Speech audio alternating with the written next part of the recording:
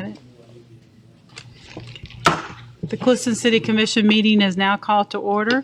Please stand and join us for the Pledge of Allegiance and the Lord's Prayer. Our Father, who art in heaven, hallowed be thy name. Thy kingdom come, thy will be done, on earth as it is in heaven. Give us this day our daily bread, and forgive us our trespasses, as we forgive those who trespass against us.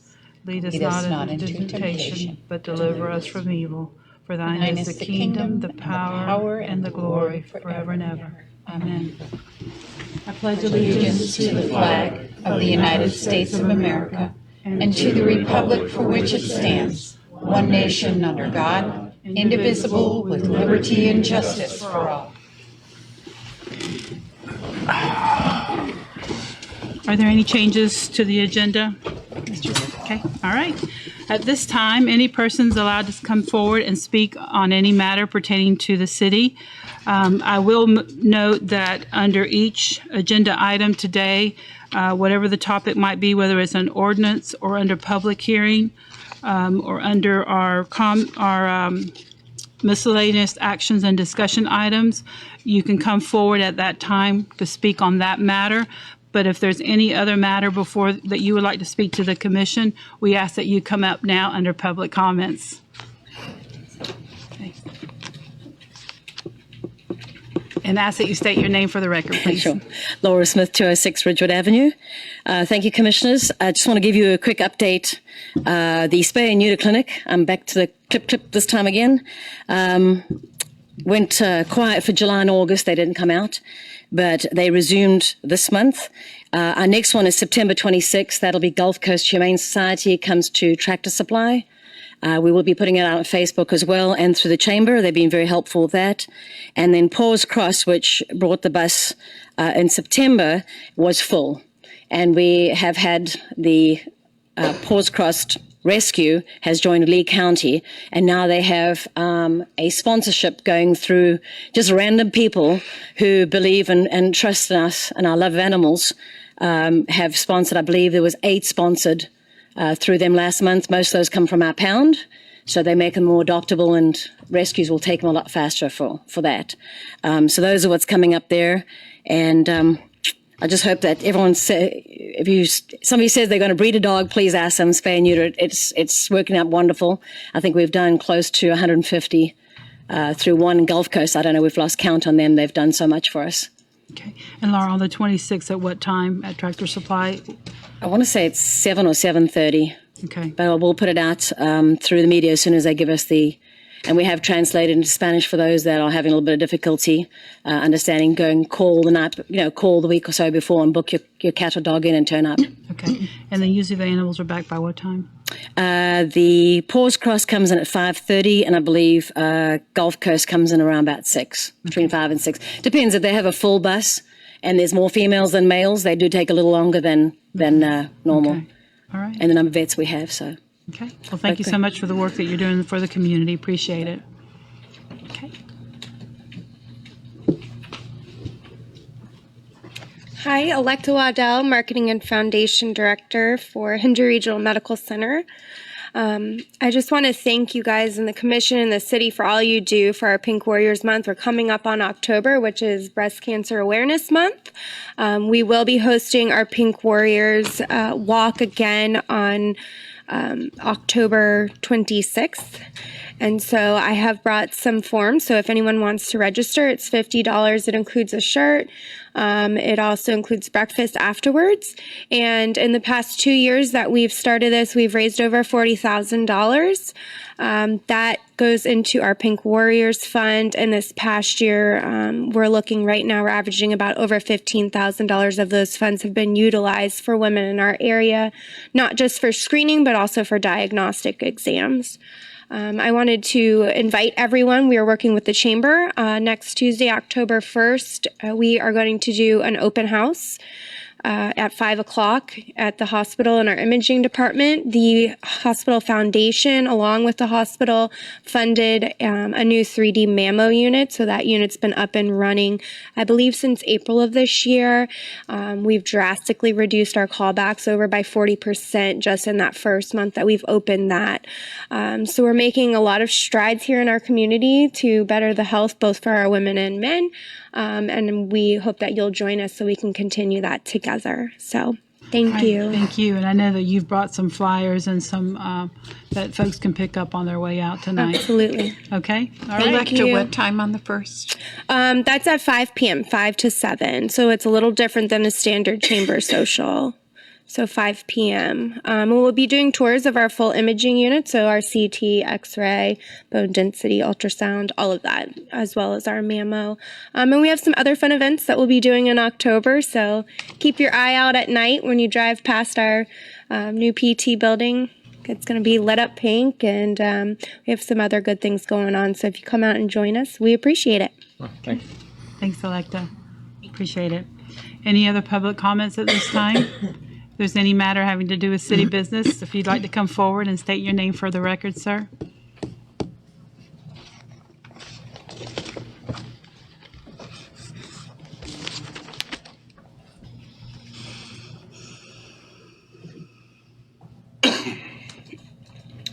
My name's Eddie Thompson, Yes, sir. and I just have a problem with one of my neighbors. They play a lot of loud music, Okay. and 2:30, 3:30 in the morning. My bedroom's actually 50, 60 feet from their stereo, and this has been going on for 5 or 6 years. Okay. All right. Well, we'll be more than happy to address it. We have our new city manager, Mr. Martin. Okay. If you could give us if you'll write your phone number down there for Sure. us. I know that he will be more than happy to call you and get together with our police department, and we'll go from there with it. All right. I can say the police department has been there several times. Mm-hmm. And when they leave, the music, I can't tell any difference. Okay. It's not turned down. It's not turned off. This is 2:30, 3:30 in the morning. Okay. And like I said, this has been going on for 5 or 6 years. Right. Well, I'm sure we'll have a log of the complaints that we can look at and go from there with it. But we'll certainly would like to, our new city manager will definitely speak to you and our chief of police so that they can review that. Okay. Okay. I'd appreciate it. Absolutely. Thank you for being with us tonight. Thank you. Okay. All right. Any other public comments at this time? All right. If there are no further public comments, we'll move on to the consent agenda. Is there a motion to approve? So moved. Have a motion? Second. And a second. All in favor? Aye. Any opposed? Motion carries. Okay, we're happy to have with us tonight Andrew Jones, CPA. He's going to give us a presentation of the 2018 Annual Financial Report. A copy of the 2018 Annual Financial Report can be viewed on the city's website at clewiston-fl.gov. Andrew? All right. Thank you for allowing me to be here to present to you. My name is Andrew Jones. I grew up in Clewiston. I'm the independent auditor that was hired by the city to provide an independent auditor's report for the city of Clewiston's financial statement for fiscal year 2018. The city's fiscal year, for people in the crowd, runs from October 1st to September 30th. And so this is for the year 2017 through 2018. I'll go to the first. So if you're looking at the financial statements and if you review it online, it's in a PDF format. You can also look at it on the State Auditor General's website as well. All these reports are submitted to them. Page 1 through 3 is the independent auditor's report, and that's really the meat and potatoes of what I'm hired to do as the independent auditor for the city. And this is the culmination of all my work that I perform to provide reasonable assurance that these financial statements are stated fairly. And the gist of it, the summary of it, is about 4 paragraphs down with the title Opinion.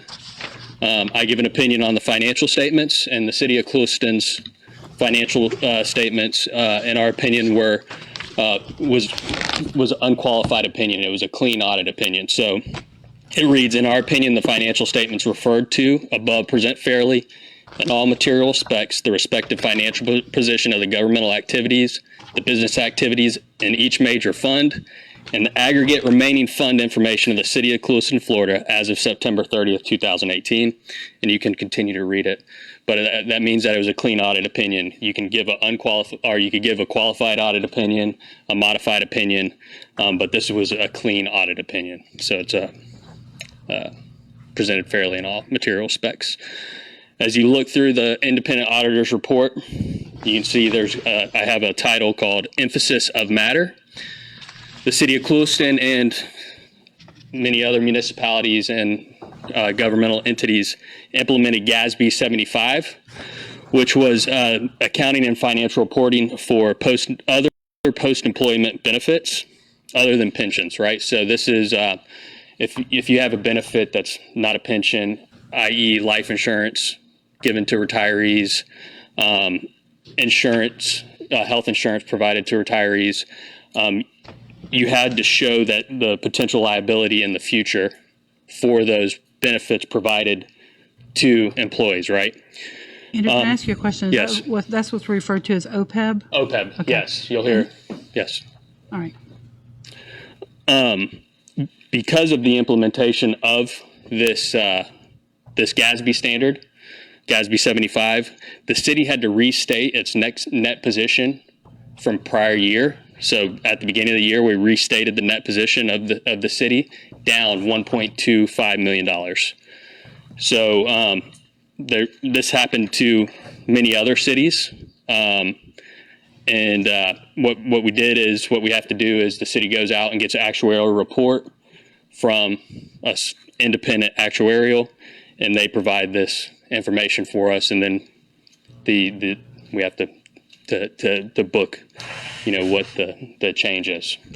And since this was just done in this audit year, and I after you gave us the report, I did some research and just out of curiosity to see what other entities, counties and cities and others, and there were so many of them.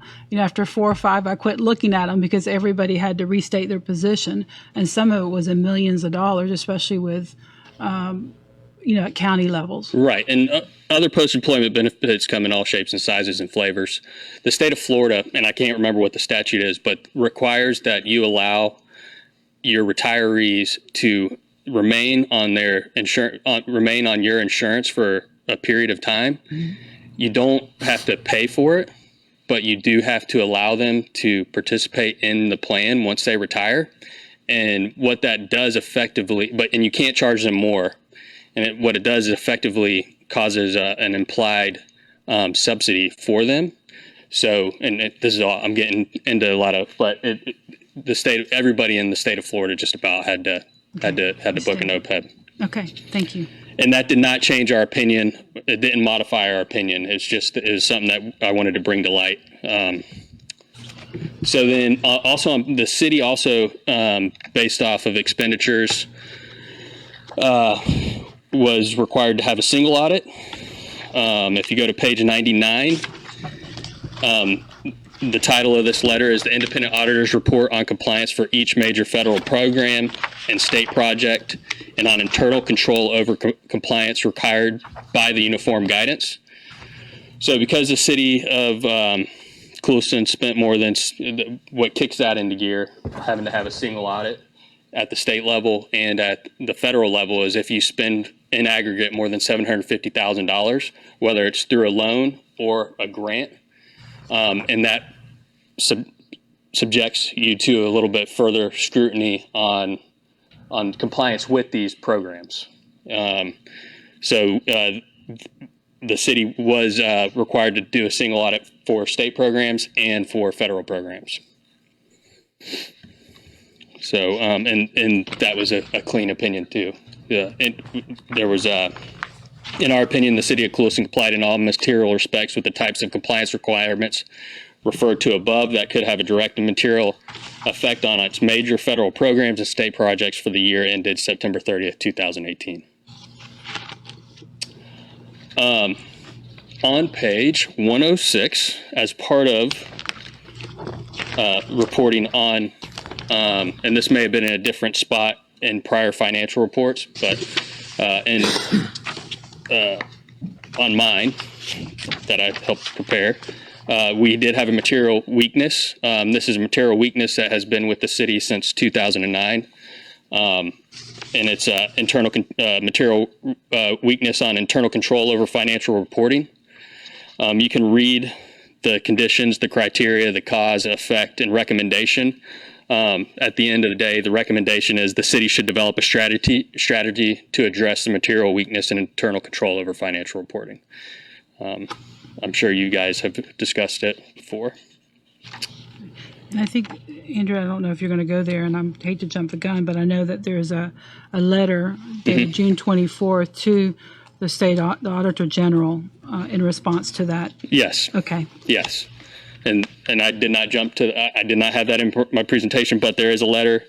It would be the very last page of the financial report. It's not numbered 110. Right. But that is the response to the Auditor General. Okay. Thank you. Yes. So we'll jump back. These aren't the easiest things to read, but they're exciting for me. So on page 14, this is your financial statements. The total ending net position for the city of their government-wide activities. So this is full accrual.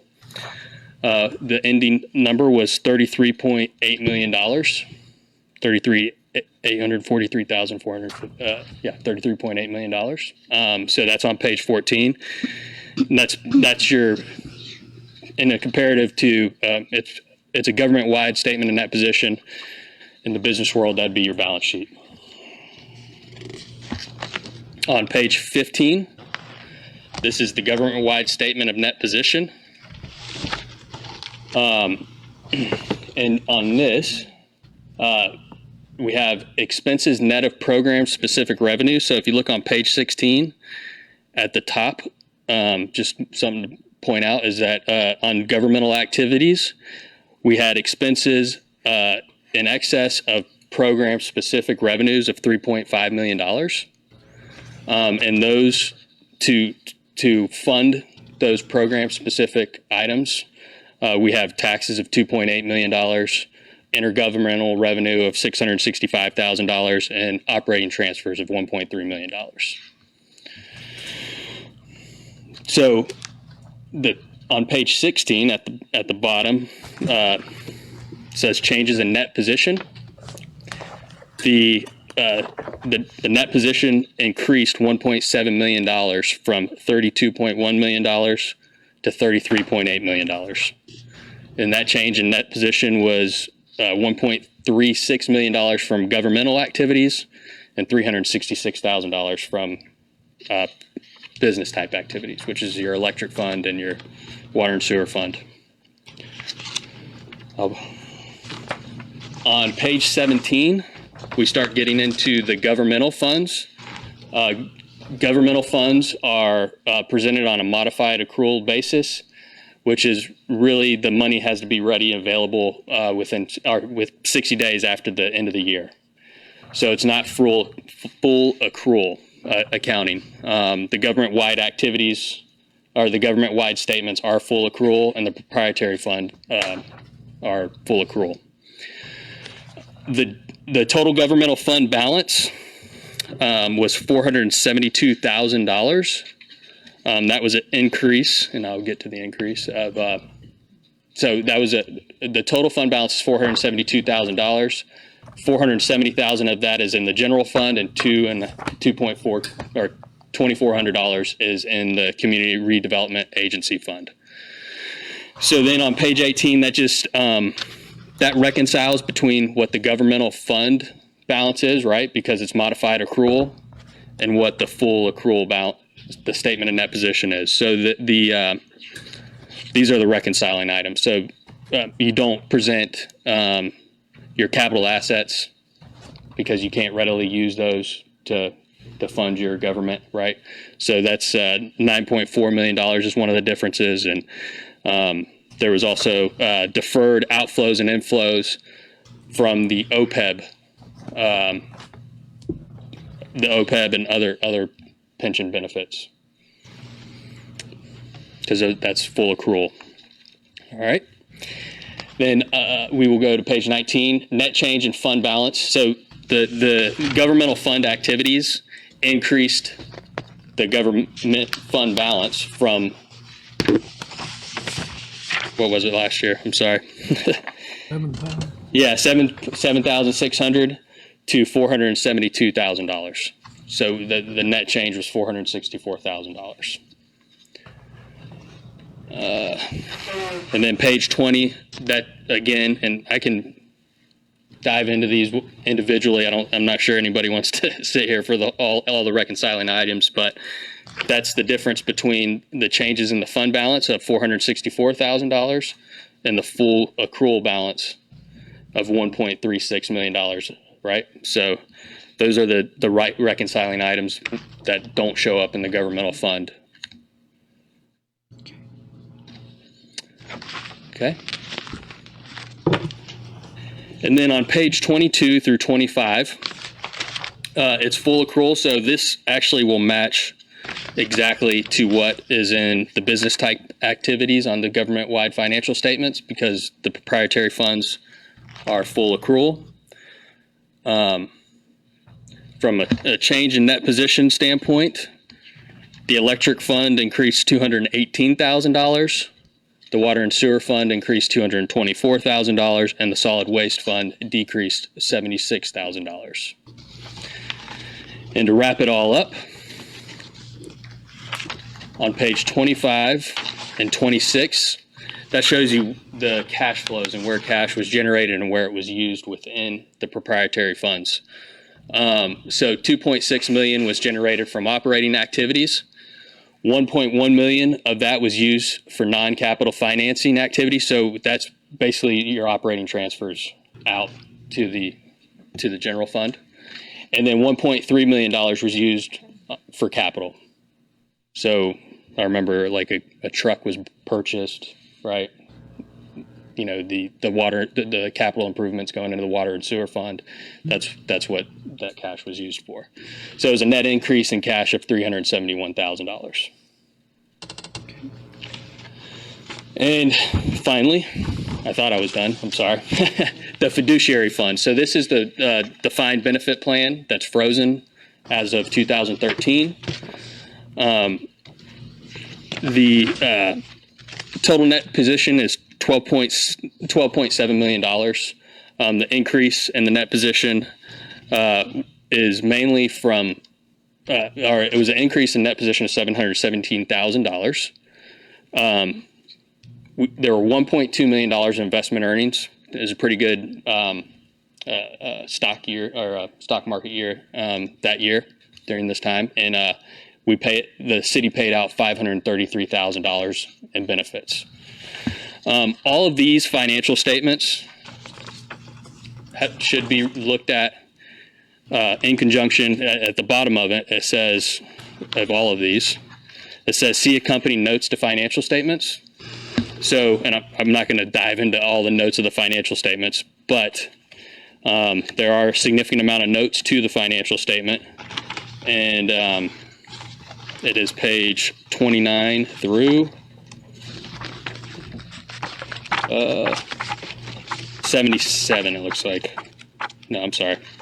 79. And that'll get into the OPEB, break down the OPEB liability, the future it does present some of the future liabilities that can be expected going forward. And I know you met with the city manager and with Yes. our finance director already in Yes. regards to the notes and to Yes. the entire audit. Yes. Okay. Is there anything either one of you want to add to this? Well, just that we did have that meeting. Of course, we're looking now at getting us back on a more normal schedule. We discussed that with our current auditor.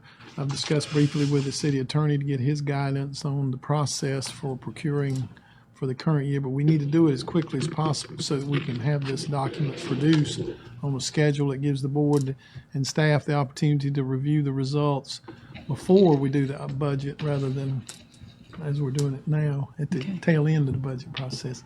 And that's not a criticism of anybody of the way it's been done this past year, because it was out of A necessity. very unusual year. It's an Yes. unusual year, hopefully. And so that's one of the discussions we had, and otherwise I was very pleased with our meeting and the discussion. I certainly want to give kudos to the staff and that worked hard to provide the information and produce an improved audit result, in my opinion, over the prior year. But it's still not where we want to be, particularly on the undesignated fund balance numbers and things of that nature. We've got to see that progress continue going forward. I don't know if Sherry wants to add anything. Okay. Is there any questions from the commission? Okay. Any questions of the public? Okay. All right. Well, Mr. Jones, thank you so much for being with us tonight. I'm going to leave my business card up here. Okay. All right, thank you. Thank you. Thank you, Mr. Jones. Yes, absolutely. Okay. Tonight we're happy to have with us Lisa Sands of the Henry. She's a Henry and Glades manager for LaBelle United Way House coordinator, United Way of Lee, Henry and Glades in Okeechobee County. And so Lisa's here tonight to make a presentation. I am who she says I was, for the record.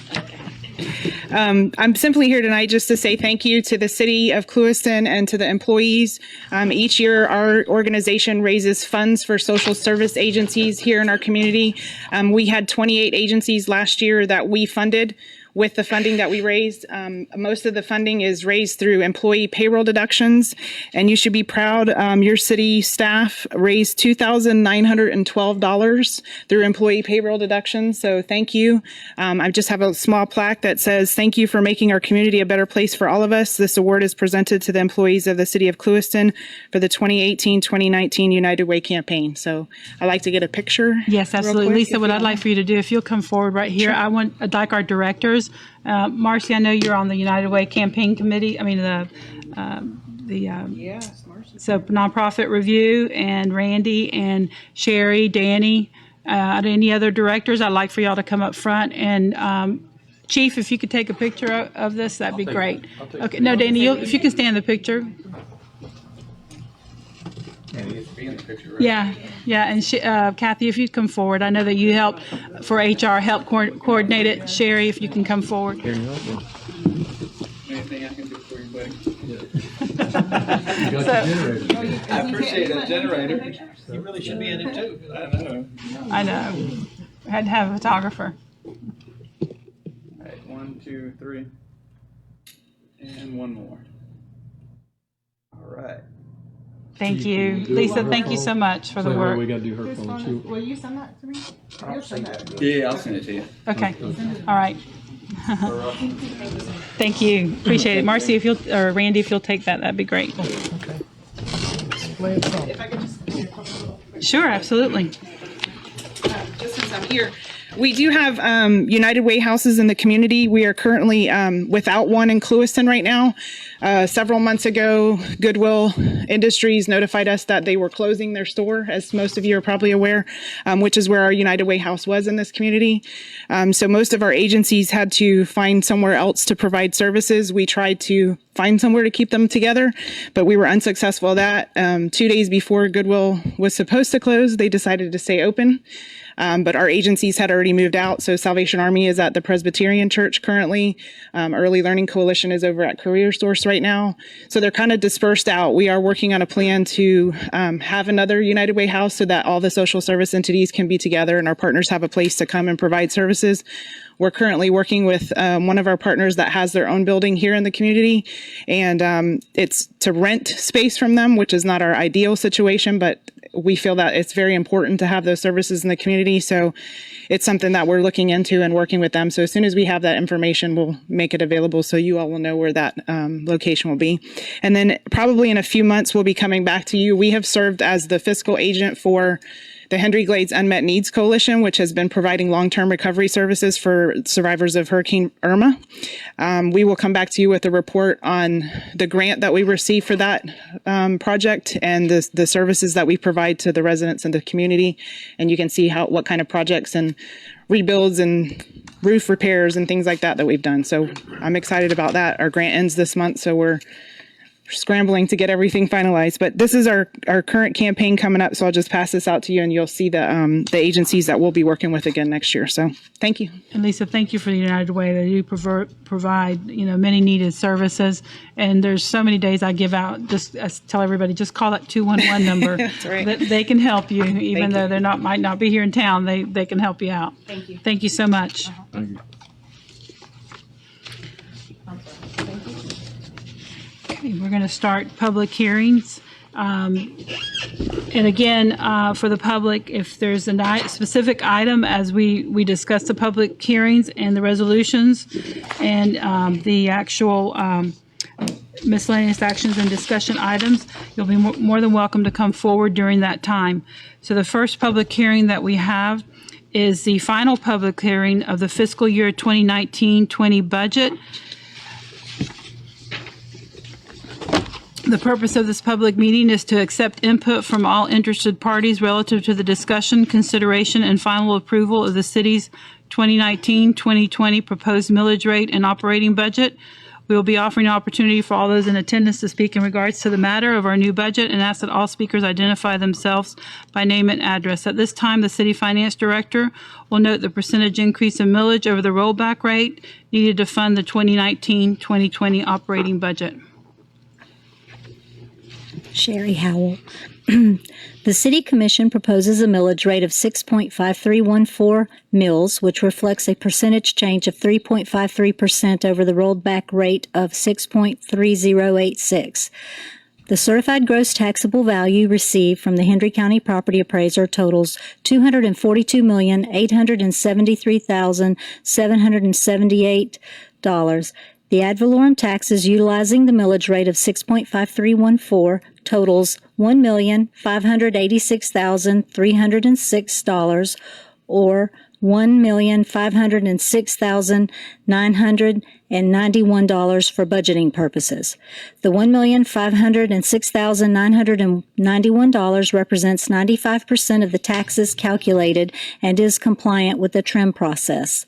The rolled back millage rate of 6.3086 generates $1,532,194 or $1,455,584 for budgeting purposes. The budget difference between the two millage rates represents approximately $51,407. The City Commission proposes a capital and operating budget of $28,999,351 for fiscal year 2019-2020. This meeting constitutes the second of two hearing processes and was announced to the general public through notices published as required by law.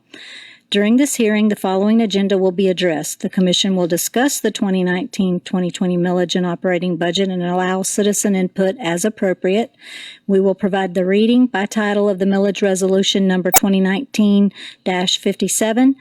The Commission will adopt millage resolution number 2019-57.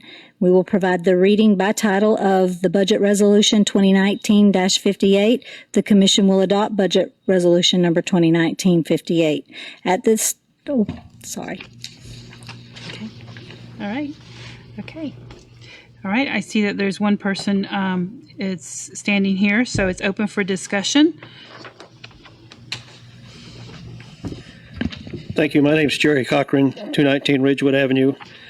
Please excuse the voice. I'm fighting allergies and a sinus infection. I'd like to address the proposed budget in the golf course area. And thank you to the finance director for helping make sure I understand these numbers and I've got them correct. Last month during the budget workshop hearings, Mr. Whitehead got up and made a very emotional plea about why we need to keep the golf course as is. And I don't take exception with anything he said. I think the golf course is a very important entity to a lot of people, not a lot of people, but some people in the city. I think it's is used by a lot of people that try and raise money for different organizations. I don't know where they'd go to if they didn't have a golf course. And I think there's some civic pride involved. We've had this golf course for 90 years. That being said, and Mr. Rush got up here and explained what they're doing to raise income, the golf course director. And I really, after listening to everything that was said, I really believe under the current setup, everything is possible to raise money and generate revenue is being done over there. I just don't see any places under the current setup to go and raise additional money and decrease the deficit. But under this proposed budget, you got a deficit of $338,221. That's a pile of money, folks. In 55 plus years of paying taxes, I've never complained about paying taxes. I may complain about where they're being spent, but I don't complain about taxes. I'm pretty liberal on that. But that's a lot of money. We're a small city. We've got some limited resources, and we've got a lot of demands for money. We're looking at this golf course. It's got approximately 60 members, as I understand it. And we've got a deficit of over $338,000. This year, we're projected to have 14,000 players in there. If you divide 14,000 into $338,000, you get the city's offsetting the cost of each round of golf, $24.15. I think that figure is a little conservative, as it was stated in the budget hearings. But if you go up to 15,000 plays, you still got a deficit of $22.54 for every round of golf that's played. I don't think that's a sustainable figure. I think the costs need to be shifted a little bit more to the people that are using it. I think they need, it's an amenity, it's a nice amenity. And I one time made a statement, there's not another city in the state that has the kind of deficits on a golf course that the city of Clewiston does. I was wrong. Everybody's got the same problem, just about. Not all, but 90% of the municipal golf courses in Florida have got a huge deficit, and they're all struggling with it, just like we are. And I know it's a public hearing budget, and I don't expect anything to be done tonight. Tonight's pretty much a formality. But I hope you'll keep some of these figures that I'm giving you in mind when you start putting that together next year's budget in 6 or 7 months. That $338,000, that translates into 1.4 mils. In other words, if we just decided today we're closing that golf course, you could reduce the millage 22%. That's what a financial millstone this golf course has become. And we need to start getting a handle on it. I don't expect it to be able to be done next year, but I hope we can kind of ease into it and do a little bit better. And the final example I'm going to give is if I went over and bought a membership to the golf course, because of my age, that cost, and I'll golf once a week. I play 50 rounds a year. And I'm Scotch-Irish, so I'm a little tight with the dollar. I decide I'm not paying the golf cart fee, I'm walking. So I'll get over and play once a week. It's going to cost me less than $20 a round to play golf. And in the meantime, it's costing the city $22.50 or over $24 a round. We've got to pick up and shift some of that burden from the city taxpayers to the people who are actually using it. I don't want to see the golf course closed down. I think it's a very necessary function, but I think we've got to start charging the people that are using it a little bit more, maybe not all at once, ease it in over three to 5 years. That's not sustainable, folks. $338,000 a year, 1.4 mils. If this was a ballot issue and went to the citizens, a referendum, should we keep the golf course open and running, or should we lower your property taxes 22%? I think you know what the answer would be. So please keep that in mind in next year's budget and start making some demands on those folks over there. Thank you. Thank you. Okay. Mr. Martin, I'm sure you duly noted Mr. Cochran's concerns. Thank you. Now, I will say not to interrupt, but the Yes, go committee ahead. actually discussed some rate adjustments this week at their meeting. Okay. All right. Thank you. All right. Is there any other general comments from the public at this time in regards to our budget? Okay. Any comments by the commission? Okay. If not, I ask the city finance director to state the record, the taxing authority, the proposed millage rate to be adopted, the rollback millage rate, and the percentage change the proposed millage rate represents over the rollback rate for the record. The Clewiston City Commission, as taxing authority, proposes a final tax on all property located within the city of Clewiston, Florida, at the rate of 6.5314 mils for the fiscal year 2019-2020. The rate of 6.5314 mils represents 3.53% increase over the 6.3086% rolled-back millage rate as defined by the Florida statutes. All right, and there's two resolutions that we have before us. If you'll read the first resolution. Resolution number 2019-57, a resolution of the City of Clewiston, Florida, adopting a millage rate for the levy of ad valorem taxes for fiscal year 2019-2020. Okay.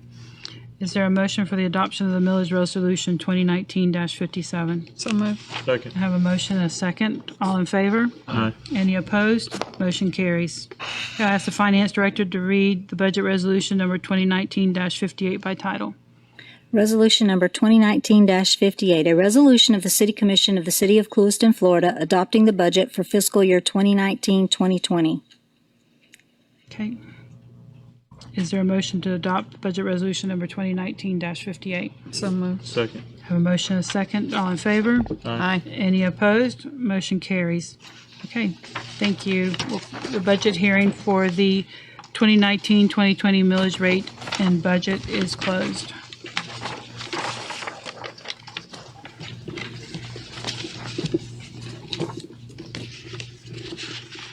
Okay, another public hearing, resolution number 2019-03. The public hearing is now open, and it is to approve on final reading ordinance number 2019-03, an ordinance of the City of Clewiston, Florida, adopting the Clewiston Code of Ethics, providing for prohibited conduct, gift law, solicitation of contributions, nepotism, public records, sunshine law, and the City of Clewiston Code of Ethics, including the provision thereof in the Code of Law and Ordinances, conflict and severability, and an effective date.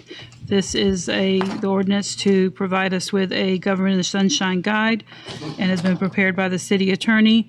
This advertising notices were completed as required by law. And is there any discussion from the Commission in regards to ordinance number 2019-03? Is there any comments by the public?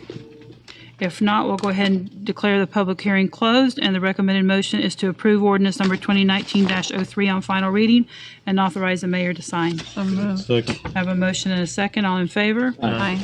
Any opposed? Motion carries. Next item on the agenda is public hearing for final reading of ordinance number 2019-04. The public hearing is open. The resolution, the ordinance number is number 2019-04, an ordinance of the City Commission of the City of Clewiston, Florida, modifying Article 6, Section 110-525, home occupations to clarify digital business, providing for inclusion in the Code of Ordinances, conflict, severability, and effective date. Are there any comments by the Commission? Any comments by the public? If not, we'll go ahead and close the public hearing. And just note that the advertising was completed as required by law. There is an affidavit of publication for ordinance number 2019-04. The recommended motion is to approve on final reading and authorize the mayor to sign. So moved. Second. I have a motion and a second. All in favor? Aye. Any opposed? Motion carries. Public hearing ordinance number 2019-05 is now open, and it's ordinance number 2019-05, an ordinance of the City Commission of the City of Clewiston, Florida, modifying Section 58-10, providing for roadside sales of automobiles, recreational vehicles, and boats, providing for inclusion in the Code of Ordinances, conflict, severability, and effective date. This this ordinance is in request for a Alan J. Chrysler Dodge Jeep Ram of Clewiston. The Planning and Zoning Board met on June 19, 2019 to review the proposed change. It was recommended to the Commission, and we discussed it at our July 22nd, 2019 meeting. And we have ordinance number 2019-05 before us. Is there any public comments on ordinance number 2019-05? Any questions or comments from the Commission? Yeah, Mayor, I have a question. Yes. Council, but this is not inclusive just for Alan J. This is for, I think you explained that to us, if you can go over.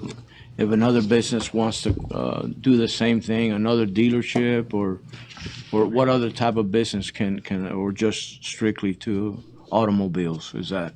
But anybody else can come, and as long as they have a site, they can have a off-site car sales. Commissioner, if they have a current valid dealership, Yes, sir. then they are eligible for the benefits of this ordinance, which would allow them to have a sale of automobiles, recreational vehicles, boats within zoning districts that allow those sales, but on properties that they don't necessarily own. They could own it, but don't have to. Okay. Unassociated, a distance from their dealership during the year. I think it says no more than 3 times a year, if I'm not mistaken. Yeah. Okay. Did I answer the question? Yes, sir. Okay, all right. Okay, no public comments, no other comments from the commission. The public hearing is closed, and just note that it was advertising was completed as required by law. The recommended motion is to approve ordinance number 2019-05 on final reading and authorize the mayor to sign. So moved. Second. Have a motion and a second. All in favor? Aye. Any opposed? Motion carries. Okay, next public hearing is ordinance number 2019-06. The public hearing is now called to open, and we have ordinance number 2019-06, an ordinance of the City of Clewiston, Florida, amending Article 7, Section 22-152 of the Code of Laws and Ordinances of the City of Clewiston, providing for the exclusion of hemp-based low-THC CBD oil from the definition of cannabis, providing for inclusion in the code, conflict and severability, and an effective date. This ordinance was adopted by the city, an ordinance number 2017-17 was adopted by the City Commission on September 18th, 2017, and established a ban. This ordinance does adjust it to the changes of state law and has been prepared by our city attorney, amending the language in the moratorium to exclude CBD oil, and 2019-06 does that. Are there any public comments? Any questions or comments by the commission? Okay, we'll go ahead and declare the public hearing closed, and the recommended motion is to approve ordinance number 2019-06 on final reading and authorize to the mayor to sign, and this was duly advertised as required. So, second. Motion and a second. All in favor? Aye. Any opposed? Motion carries.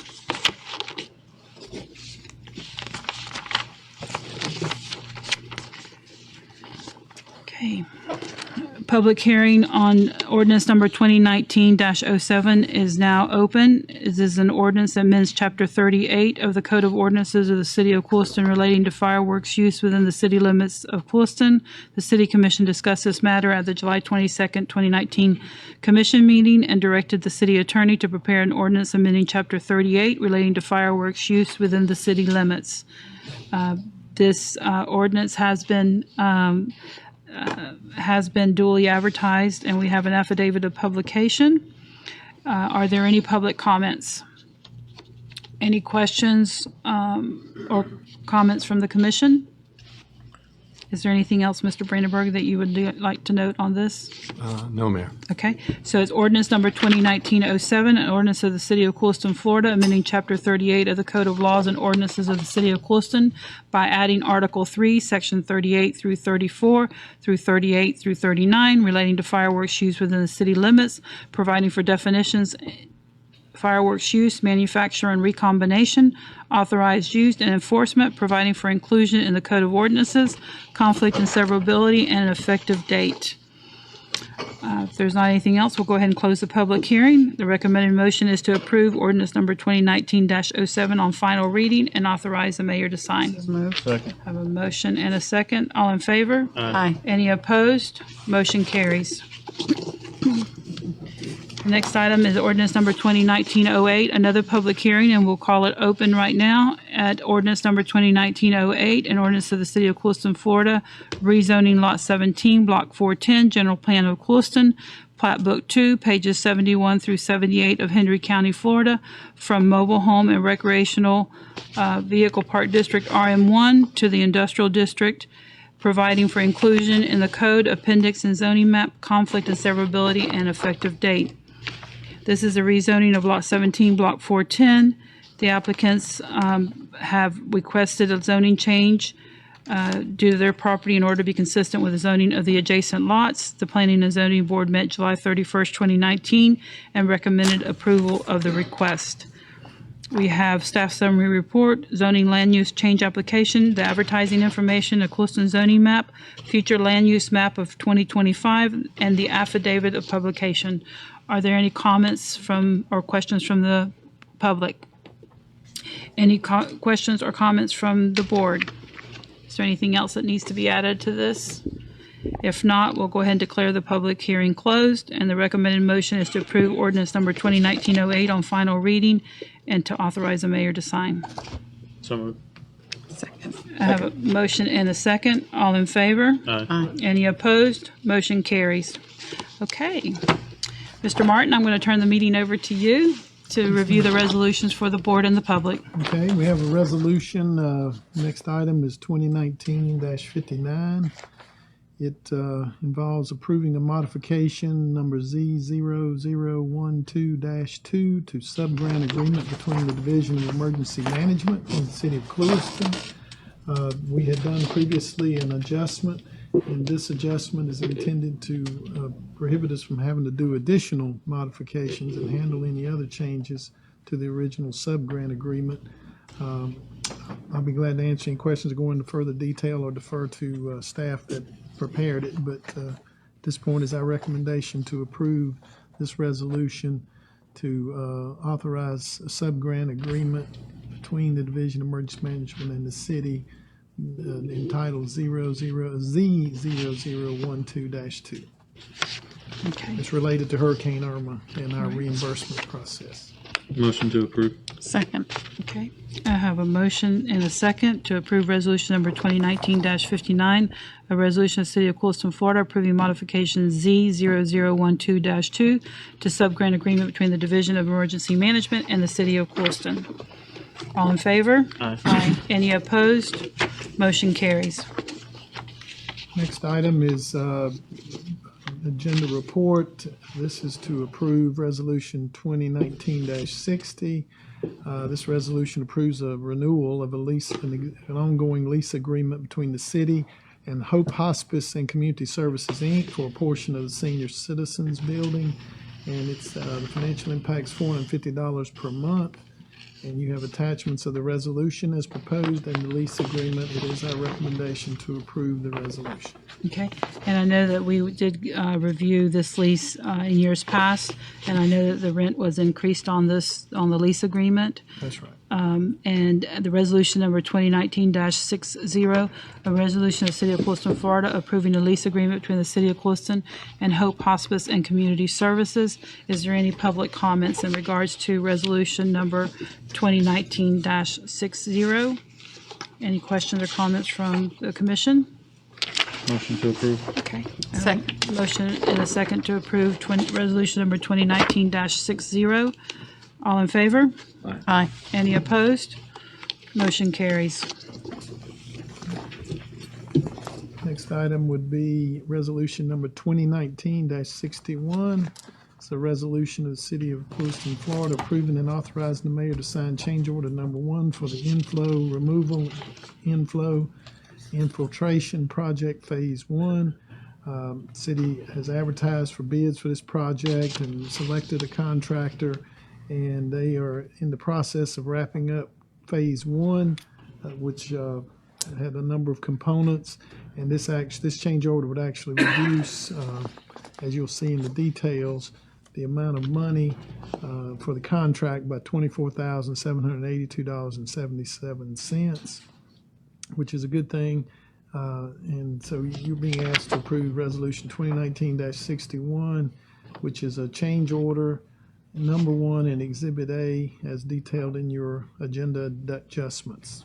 Okay. Is there anyone from the public that would like to comment on resolution number 2019-61, a resolution of the City of Clewiston, Florida, approving and authorizing the mayor to sign change order number 1 for the infiltration project phase 1, which is in a reduction in the amount of $24,782.77. Motion to approve. Okay.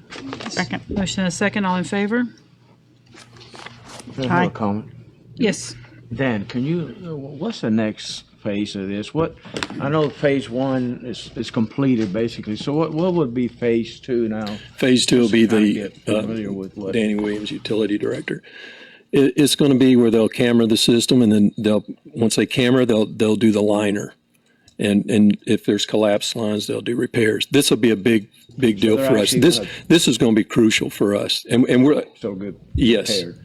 Yeah, we're estimating to save probably about 700,000 gallons of waste or infiltration of water, which would cut our plant to about 500,000 daily, which right now we're running 1.2, 1.3.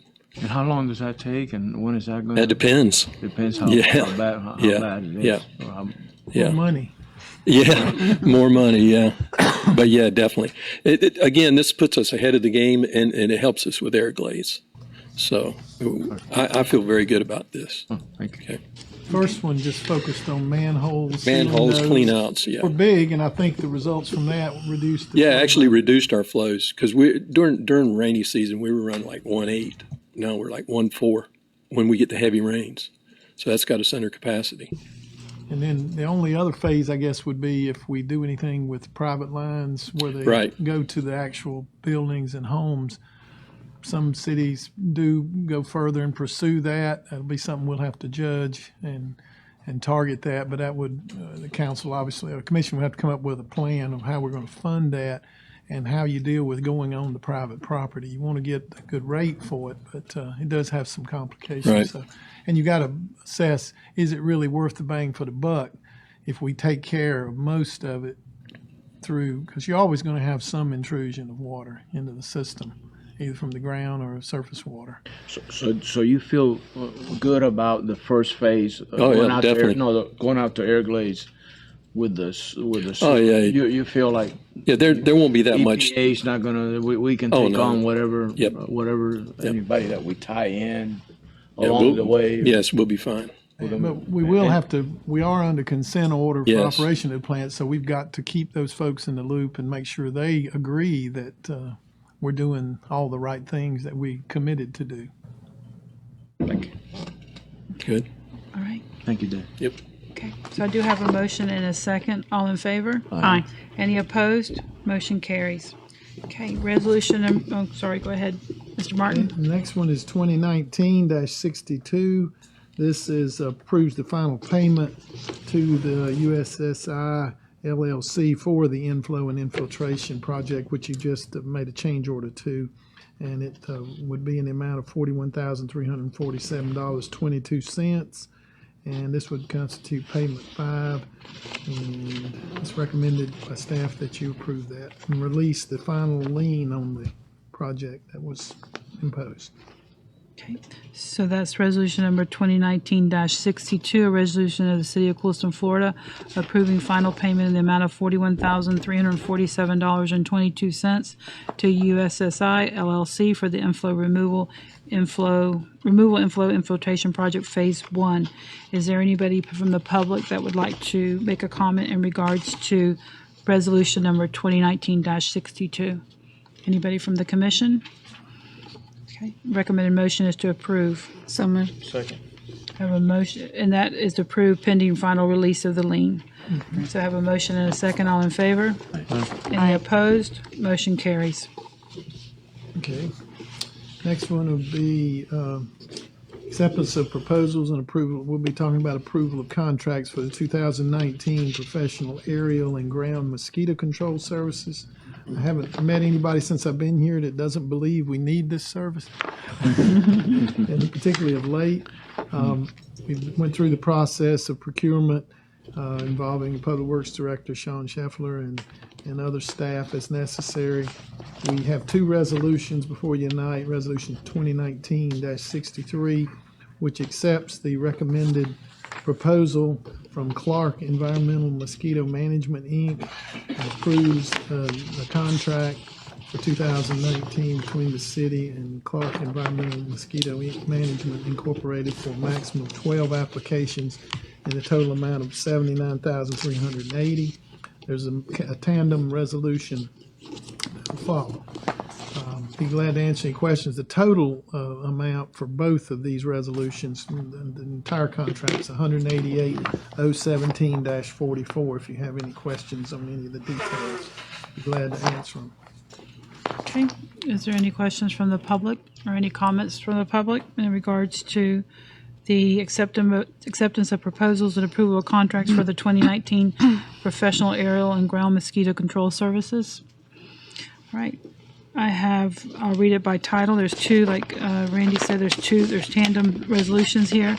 Resolution number 2019-63, a resolution of the City of Clewiston, Florida, accepting the proposal for aerial mosquito control services from Clark Environmental Mosquito Management and approving the 2019 aerial mosquito control contract between the City of Clewiston and Clark Environmental Mosquito Management.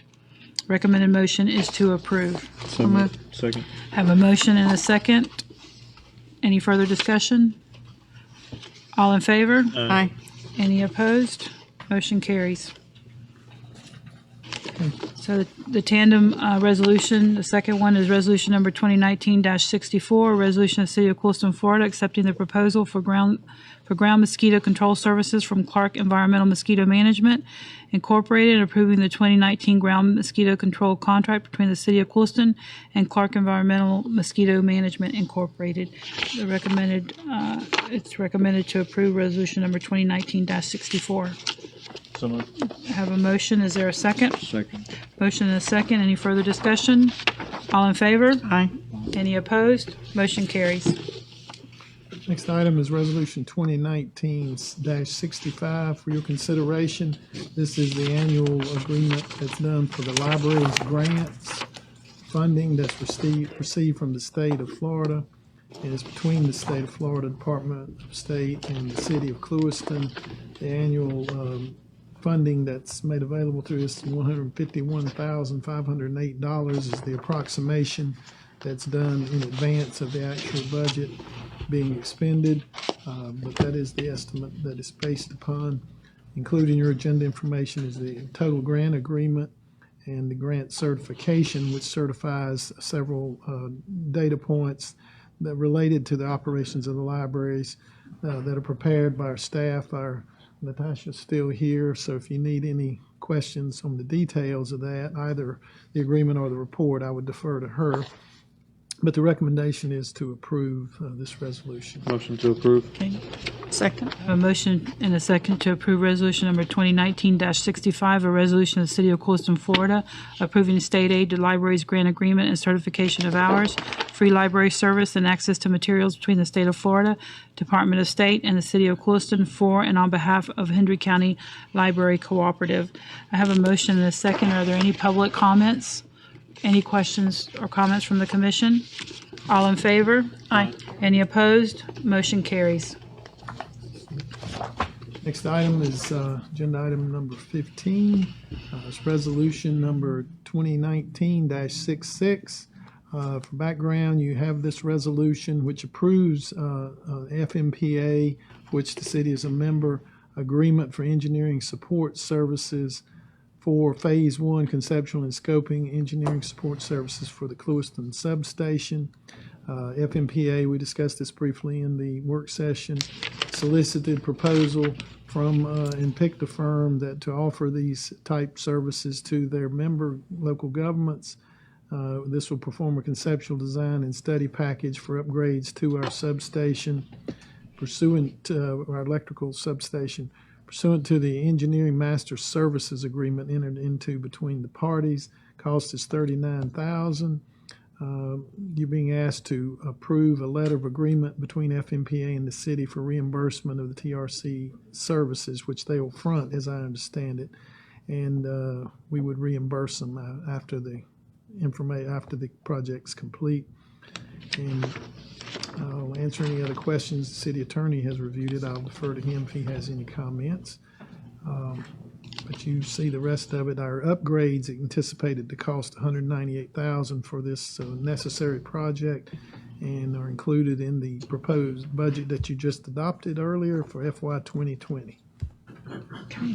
Again, this is resolution number 2019-66, a resolution of the City Commission of the City of Clewiston, Florida, approving the FMPA agreement for engineering support services and authorizing the mayor to sign. Are there any public comments in regards to resolution number 2019-66? If not, the recommended motion is to approve the resolution. So moved. Second. Have a motion and a second. All in favor? Aye. Any opposed? Motion carries. I assure you there's an end coming. Okay.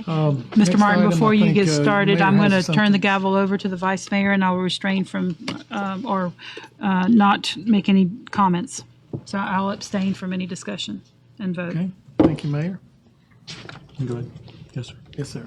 All right, thank you, Mayor, and for that notice given properly. At this time, for background and history, we made equipment purchases included in the now approved budgets for golf cart replacements and some other vehicles or equipment that the city is replacing this year. We sought proposals for that. Again, we got estimate of from the company that was providing the golf carts for a leasing option. We evaluated that, and then we sought quotes from local financial institutions. The quote received from First Bank is the one that is recommended, with an interest rate of 2.5%, a loan period of, we had the option of either 48 or 60 months, but we're recommending a 60-month. The aggregate principal amount would not exceed $300,000 for all equipment, of which the golf cart portion is stated in your report. I think it's $178,527 plus any expenses related to their share of the financing, so forth. Interest over the loan would be approximately $19,500, and we recommend, staff recommends authorizing this resolution number 2019-67 for the City Commission of the City of Clewiston, authorizing the selection of First Bank's proposal as the preferred method of financing the purchase of certain municipal equipment. Resolution number 2019-67, a resolution of the City Commission of the City of Clewiston, Florida, authorizing the selection of First Bank's proposal as the preferred method of the financing for the purchase of the certain municipal equipment. Is there a motion to approve? So moved. Have a motion. Is there a second? Second. A motion and a second. Is there any public? Sorry. You can go ahead. I just want to, earlier when we closed the budget, I didn't speak. I didn't have a comment, and what Jerry says, it's no secret. We've been struggling with the golf course now for several years since I've been on the board. But I know that recreation in general, it doesn't pay for itself. If we were to take that attitude with our ballparks, which is a budget, what is it, $800,000+, or I don't know the exact figure now, but you got to apply that to the ballparks, to the pools, to the tennis courts. All those programs don't bring in any revenue, so we would have to obviously just close all our recreation if we apply it to all the different recreations that we have in towns. But I agree that I think that the golf course and other things that we have in town, they're on the clock. If things, and we've committed to it, we got, if we're going to keep it open, we got to have golf carts, and we got to maintain the facility.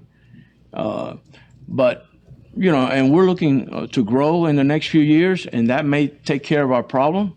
But I think a commission within 3 to 5 years are really going to have some tough decisions to make when it comes to some of our recreational facilities and the costs that we're assuming. So I think Jerry makes a good point, but we also have to look at it as a whole. That the people that play golf may not use the little league field. So and they're taxpayers like everybody else. So they pay taxes also to the city. So it's something that we've wrestled with for several years since I've been on the board, and there's been times where we've had our deficit subsidy has been higher, but today obviously we've closed that gap, and certainly we're all aware of it,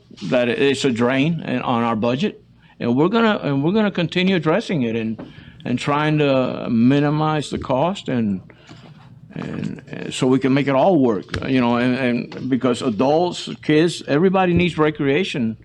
That's part of quality of life that we give here in the city. So I just wanted to make that point. Thank you, Vice Mayor. Yes, sir. Vice Mayor, I just wanted to point out that the commission has already approved the golf cart purchase, and with respect to the $178,000, this is just an option of how to finance that, to make other monies available for the city's operating budgets. The additional money of $112,000 is for 6 other capital projects that I believe are unrelated to the golf course. Correct. If you go forward with this item, then we're probably going to have to engage the services of a bond counsel to close this deal, and I would be coming back to you. Well, actually, I would like your permission tonight to do that, so I don't have to come back to you a month from now to make that happen. So they'll be in the same motion? It could be, yes. Okay. And what's the charge for the bond count? I'm somewhere between $10,000 and maybe, I think about $10,000 for this transaction. It should be noted that there aren't any bond counsel in the city of Clewiston. Although in the past I've been an authorized what they call a red book bond counsel. You can't serve as bond counsel and city attorney in the same issuance, so I couldn't do it even if I wanted to. So we're going to have to do that. We'll be checking with the bank's attorneys to see what the minimum that we can get by with for costs for the city in hiring this individual. Thank you.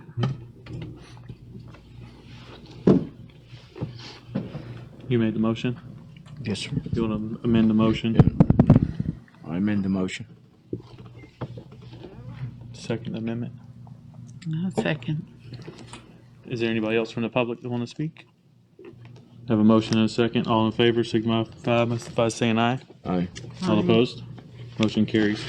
It should be noted that the vote is 3-0 with the mayor. Is that the? Yes. Didn't know what the Florida term for it was. Okay.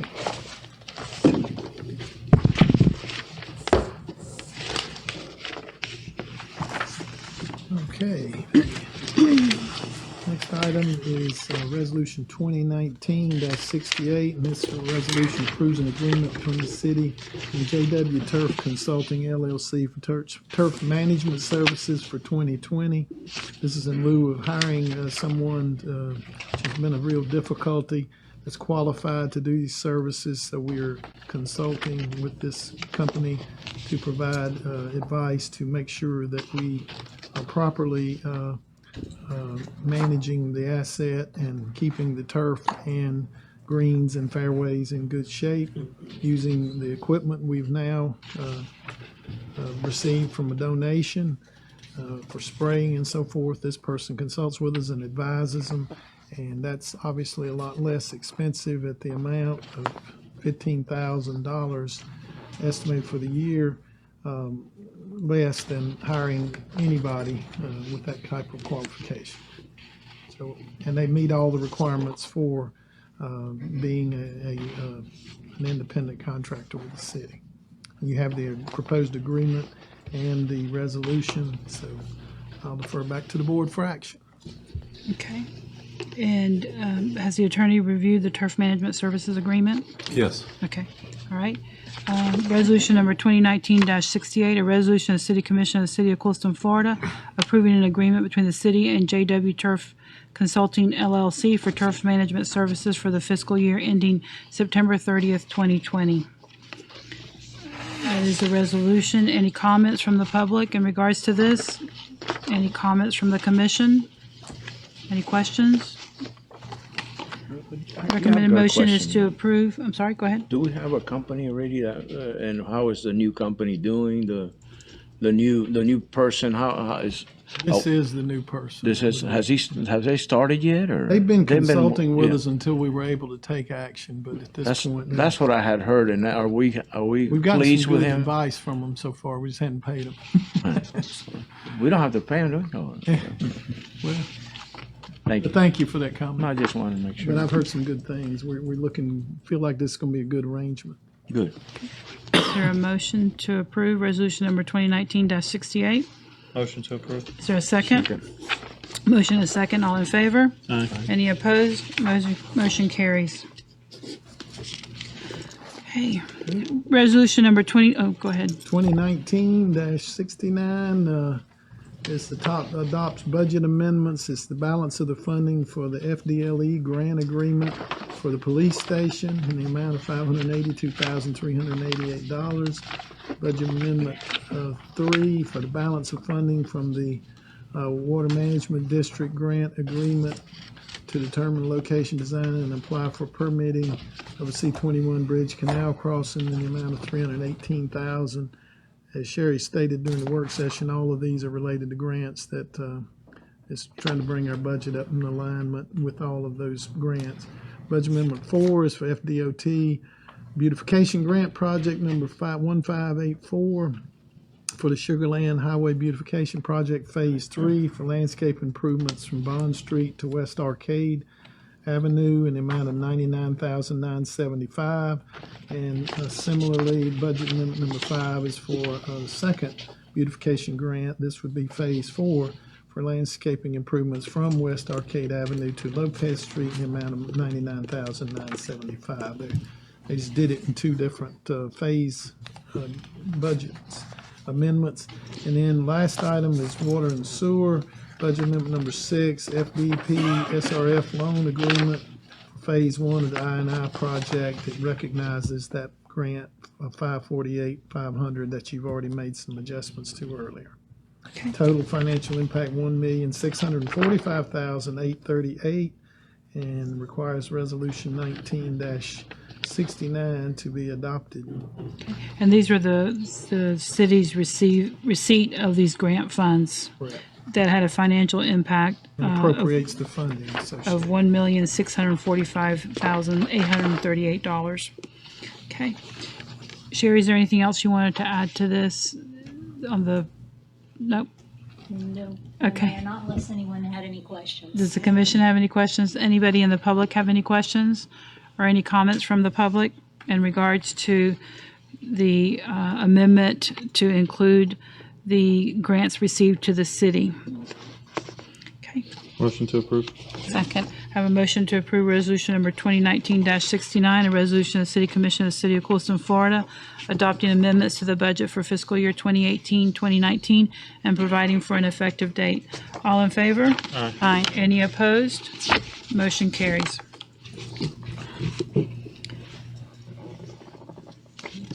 Okay.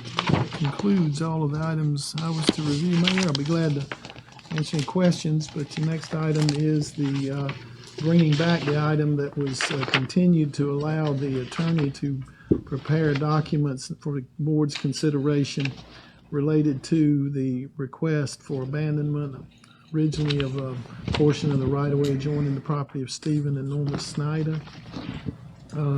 I'll defer to the attorney to comment on our understanding. He received input. He and I discussed this, and our consensus was to prepare two documents giving you the two options. Obviously, you have other options, but these two were the ones that were discussed: the possibility of a non-exclusive license and use agreement, and the second option being a public hearing for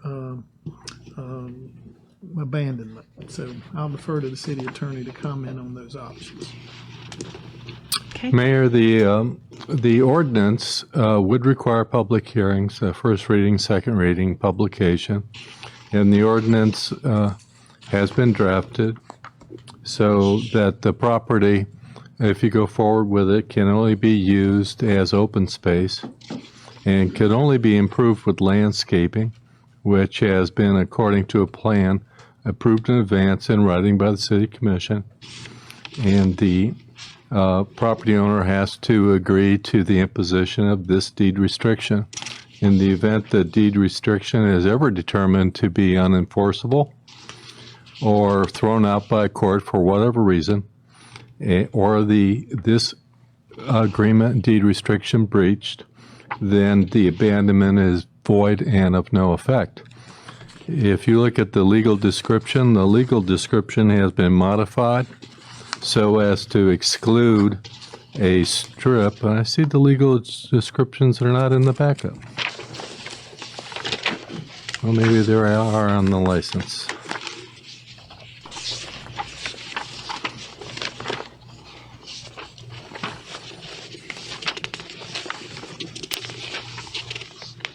There is an attached Exhibit A. Okay, yes, that should be on both of the documents. And it notes that the sketch originally done by Johnson and Prewitt, and that date, of course, has to be filled in, and less than accept a 10-foot wide strip of land immediately adjacent to and running along Avienda del Rio for the full 150-foot strip. So you would not be abandoning that 10-foot strip. You would be keeping that in the city as right-of-way. And the rest would be subject to the deed restriction I just mentioned. The second item, and this is a non-exclusive license and use agreement. It does not require a public hearing. Could be approved by you tonight or at your next meeting by resolution. And this is a license, basically says you can use it. Until the city terminates the license agreement, and has certain termination provisions in there for the city to give the property owner notice that the license will be terminated. Same restriction regarding the planting of landscaping. And of course, because the city still owns the right-of-way, requires the owner to obtain liability insurance, naming the city as an additional insured policyholder in the same amounts that you use for other leases. That's all the comments I have. And my final comment would be, unless you have questions, would be that I once received from the city attorney, I forwarded these two option documents to the applicant, Mr. Snyder, and had a follow-up meeting with him to review. And you see in the report, he indicated no concern with the ordinance 2019-09 as proposed, but did express concerns about the non-exclusive license and use agreement when we met. And that was the extent of those comments. Okay. All right. Thank you. All right. So this is consideration of options regarding a portion of the right-of-way adjoining the property of Stephen and Norma Schneider. It is open for the public comment. If anybody would like to come forward, I know Mr. Snyder is here tonight. Didn't know if he wanted to come forward, if there was anybody else that also wanted to make a public comment at this time. You got a little one? Okay. All right.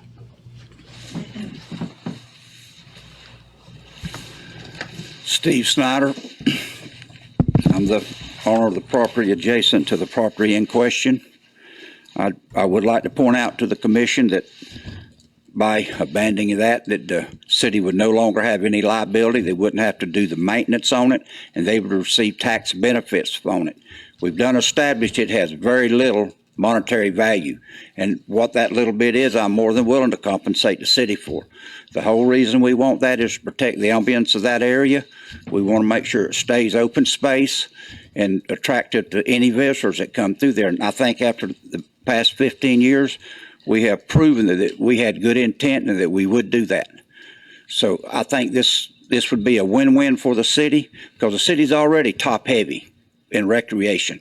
We're borrowing money left and right to pay bills when we could be receiving money for something that really has no monetary value whatsoever. It's mathematically impossible to ever build anything. And I think all of y'all will say from the very beginning, 15 years ago, we pushed for a deed restriction on that.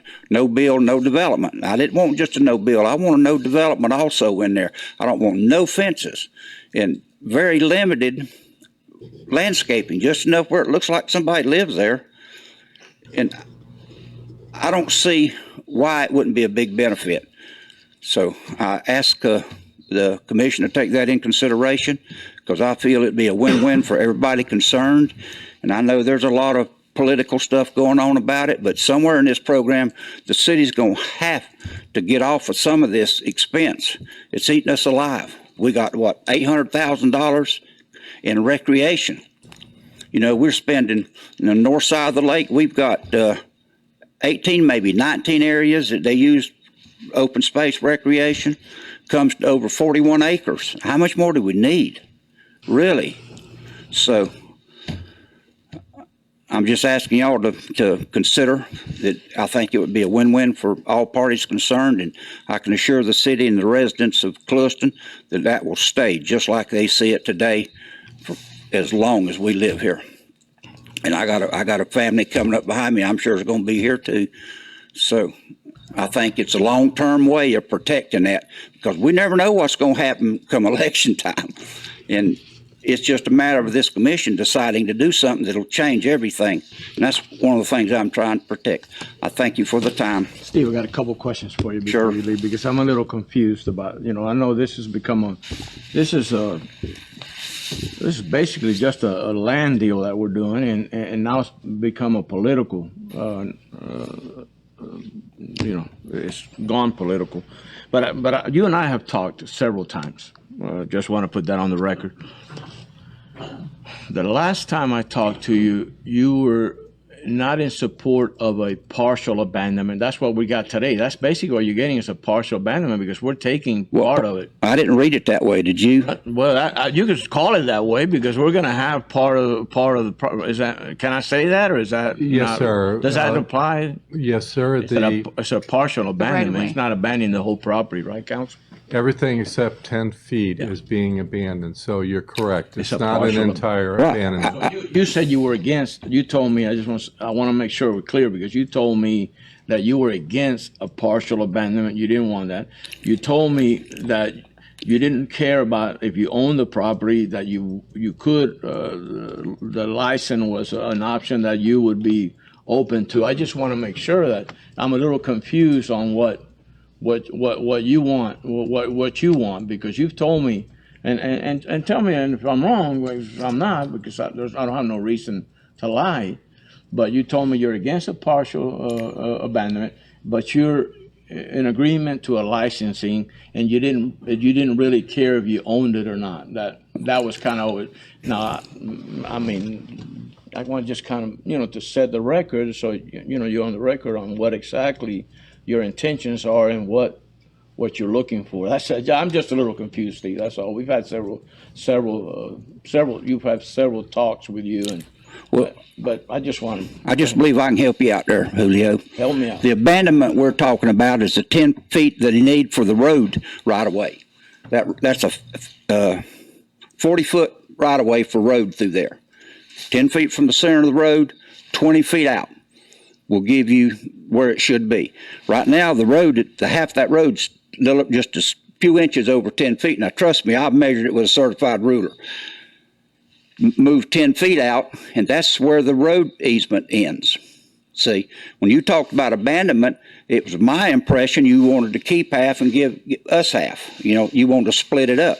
When they said abandonment, that's what I was thinking, that you was going to partial it, and that don't do any good. That's just not doing anything. And let me get to the exclusive. Well, before you do, if I could interject, the reason the attorney asked me how much do we need, I talked to our staff folks, and we felt like an additional 10 feet to the existing right-of-way, which is narrower than a lot of the city streets, would be sufficient to handle any utility work or whatever we might have to do within the right-of-way. That's where the 10 feet came from. So I agree with Mr. Snyder. That's not a part. It is a partial abandonment, but it's very limited to something the city needs to retain for the potential need for city services. Yeah, I agree, Mr. Martin, but the thing was that when we spoke earlier, he was going to take the whole property, and now it's a different, there's... And I wasn't involved in those discussions, but during the work session, one of the meetings, I think... we were going to sell the whole property. It did come up that we needed to make sure we had sufficient right-of-way width there for that street, and Mr. Snyder agreed. He thought that was reasonable. Absolutely. I've lived here 73 and a half years, probably longer than anybody in this room. I didn't know Oh, I'm sorry, Miss Howe. I apologize. I should have known better now. I should have looked closer. But and for 15 years, we've shown the people that, hey, we're serious about our neighborhood and near and dear, So, but this abandonment deal, I understand that 10 feet is the road. You got to have that. Every road in town has a easement off of it. Every one. Now this lease agreement, get all the mumble jumble out of it. Put the good on the table. All it's saying that I can maintain it, I can pay for insurance on it, and I can look at it. That's all. I mean, that's it. You ought to read it how the city has the right to go in there and do anything they want to, anytime they want to. They just have full run, so it's no better than what it is right now. It really is not. And I don't have any intentions of using it. We've never done nothing out there. Has anybody here ever seen a vehicle or anything on that property? And nobody here can say that. Nobody's never seen it when it wasn't manicured. So, we've been in good faith, and we're not trying to play games or pull the wool over anybody's eyes. And I'm willing to compensate for the monetary value of that property. Mayor, if I may. Sure. You showed that when you paid the $2,500 filing fee. You have maintained that property all these years. You got the appraisal that you were asked to get. Whether people liked it or not, you got the appraisal that you were asked to get. Ma'am. You used the person that the city and others have used. I just believe that we're at the point that property needs to be on the tax rolls. Absolutely. Needs to continue to be maintained the way it was. I even have a problem with you have to approach the city to get permission for the landscaping. If you're okay with that, we'll leave it in there. But I believe we need to move forward. We need to move forward with the ordinance for the first reading. And we need to deal with it, and we need to move on. Well, Commissioner Peterson, I have a lot of faith in the city trying to do the right thing. I don't think we're going to do anything that'll alienate the city, and I hope they don't make an effort to do anything to alienate us. So there's no reason we can't work together on this minimal landscape. And I'm talking about 2 or 3 trees and maybe a bush or two, just something to take the nakedness away from it. And I don't think that's asking too much. I really don't. And I don't know why that we can't work this out, get together on this, and put that thing on the tax roll and let me pay the city. All right. And I know that there's somebody else for public comments, but since several of the commissioners have already made a comment, I'll go ahead and make my comment. Just for the record, I did meet with the Snyders twice. Went to their home to speak with them and explain to them what had transpired since the last public meeting. That, I agree.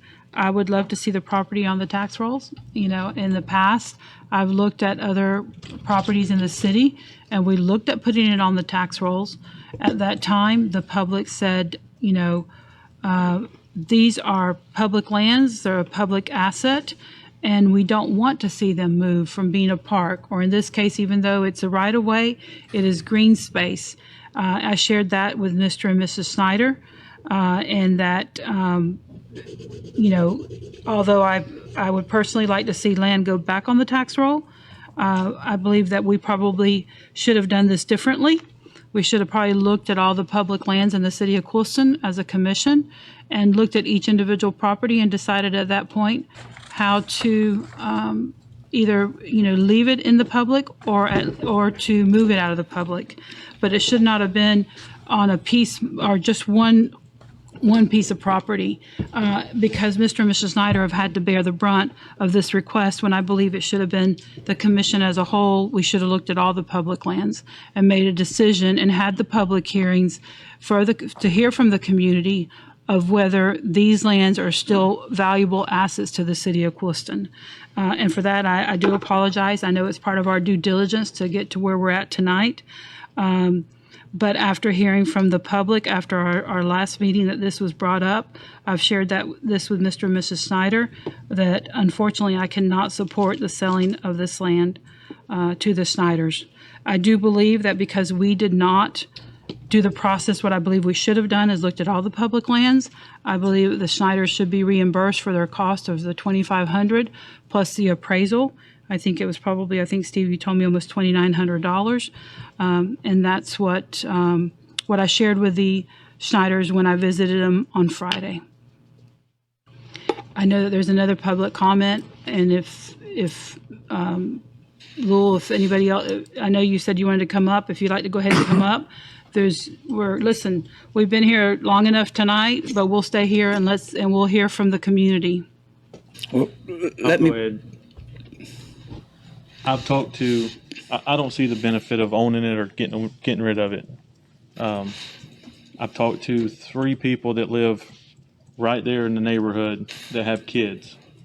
They don't want to park in front of their home. They don't want you build a brand new park in another side of town, you're going to get people from everywhere wanting to be at the new park. So I think a park is out of the question. We've got more parks than we know what to do with as it is. So I don't see a problem with getting rid of it or keeping it. I have no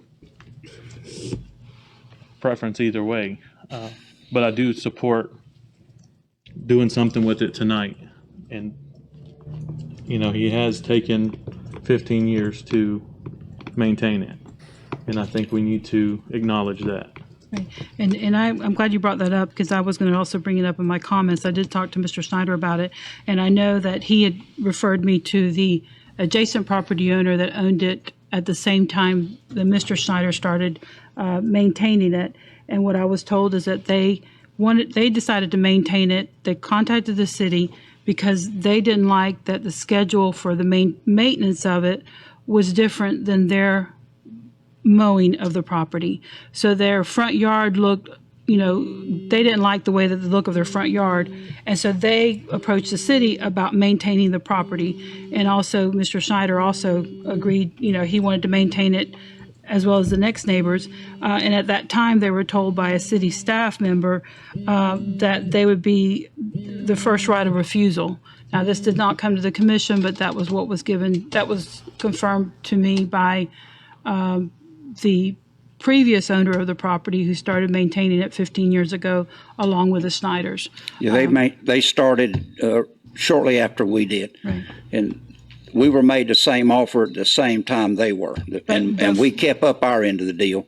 Well, and what I was told from them, and I relayed this to Mr. and Mrs. Schneider, is that they wanted it to look like their front yard, and that's why they took it upon themselves to maintain the property to the same standard as their yard, knowing that if there was anything in the future, that they would have the first right of refusal if it ever came to that. So, but it was a decision that was made by the homeowners because they wanted their front yard looking the same, whereas the city mowing schedule did not meet what they would like their front yard to look like, and that's why they took it upon themselves to mow. Well, I think you and I vary a little bit on what really went on, that we were asked if we would consider to maintain that for that right. and we agreed, and we have done that. But having said that, you said that about those that were opposed. Let me point out the ones that thought it would be a good idea. The planning and zoning unanimously voted that's what we need to do. At one point in time, all the commissioners was in favor of getting rid of that. They talked about this. We need to get rid of this property. They were all in favor. Some of them had told me numerous times they'd support this.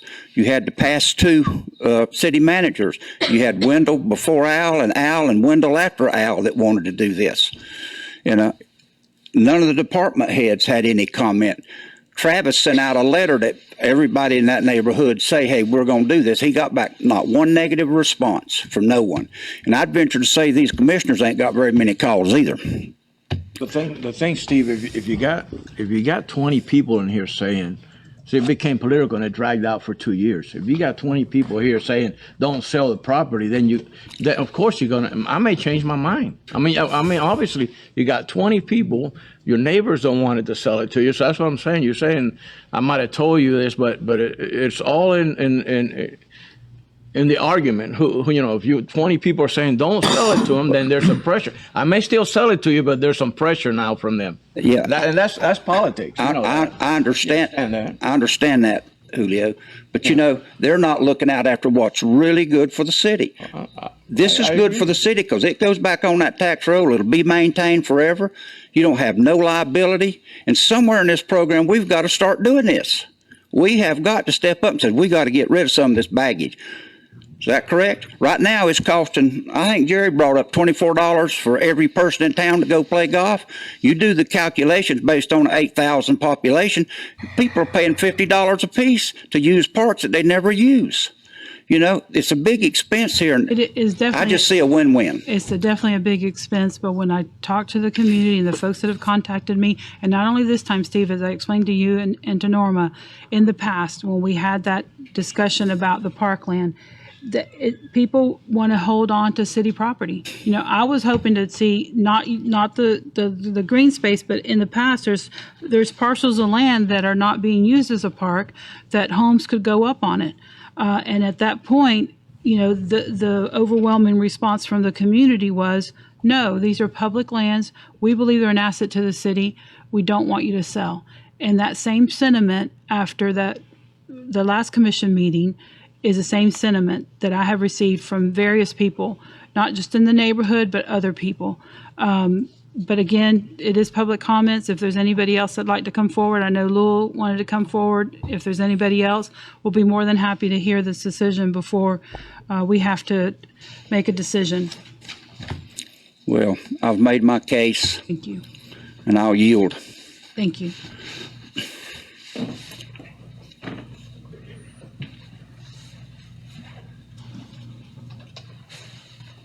Aaron, would you turn that air conditioner a little bit warmer, please?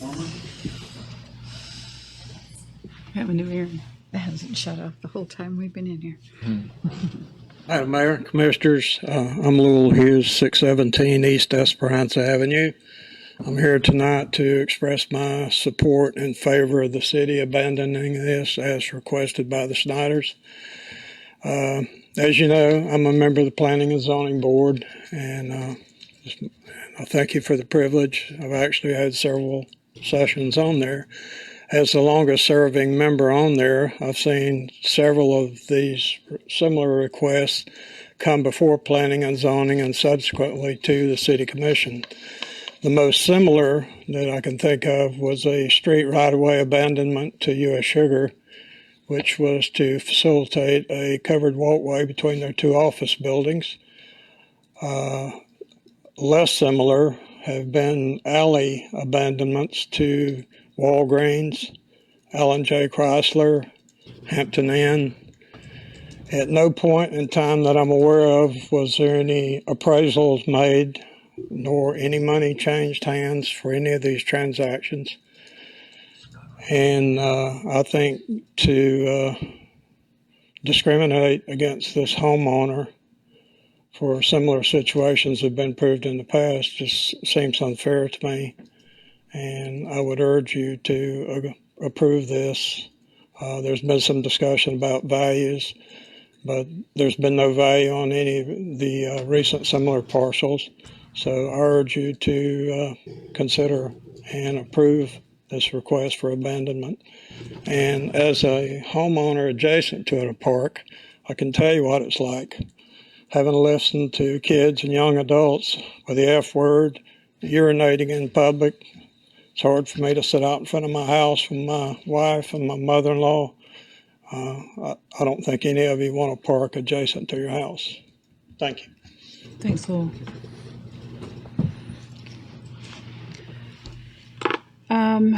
Is there any other public comments? Okay, Lowell, I appreciate your comments, and I know that there's different abandonments that we have done. And as I mentioned to Mr. Snyder, those were for, in my opinion, economic development reasons.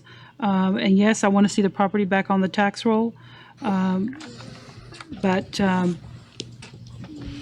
with the comments that I have received, I will not be able to support the ordinance number 2019-09. Property as it is, Madam Mayor, is not big enough to build on. Mr. Snyder has said that he is willing to look at a deed restriction, no build, no development built in. If that property was to be transferred, we haven't maintained it in 15 years. And as far as calls, I don't know how many calls people got. I got a couple of calls and they were in favor. They wanted to know why it's taken so long. And I talked to the educated teachers at the school and I said, here's the deal, what do you think? And I didn't have one of them that was against, that said, and I agree, should we have done this differently? Yes, and I think moving forward we do. Mm-hmm. But at this point, with this particular issue, again, the ordinance. My question, I got another question. This is for the attorney. Is there any way that, and I know that you and I talked about this, and I asked you, your opinions on this, where we have to protect the city too. So I'm here, I understand what Steve wants, but we represent the city, and we have to, kind of make sure the city's, is going to get, what we want, but. Is there any way, and I know we're not here forever, guys. We're all going to die.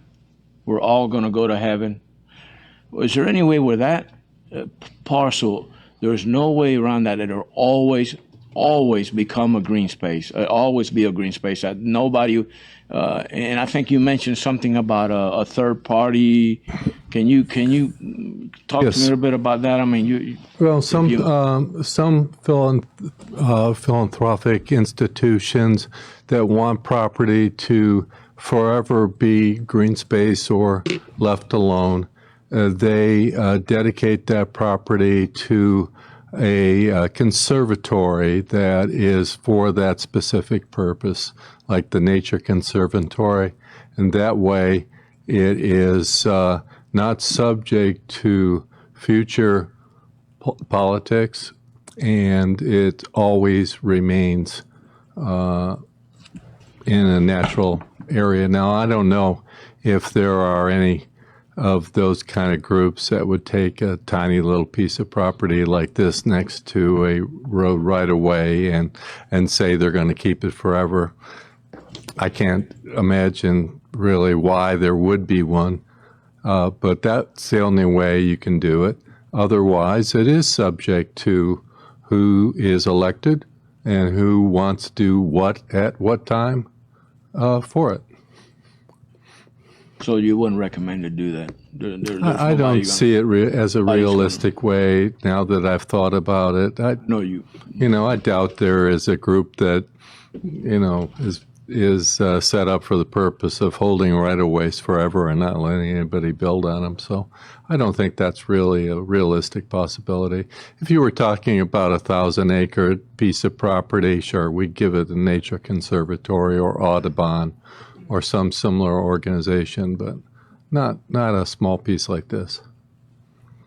My only concern would be if, when you have the second or third or fourth owner, that's where the use changes and now it becomes a backyard look.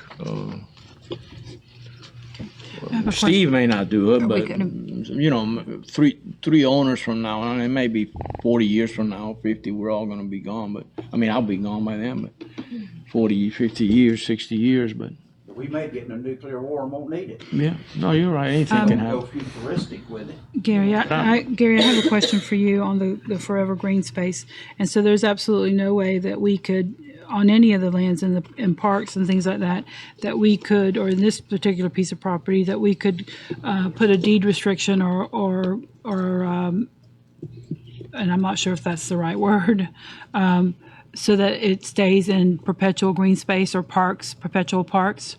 Well, I mean, anytime you do a deed restriction, it runs in favor of a group. Mm-hmm. That group can decide to release the deed restriction. Right. So if it's in favor of the city and you get a newly elected board, they can release it. If it's in favor of anybody else, they can always decide to release it. Right. Right. Okay. Ms. Howell, did you want to say something? My name is Christine Howell, and I live on Del Rio.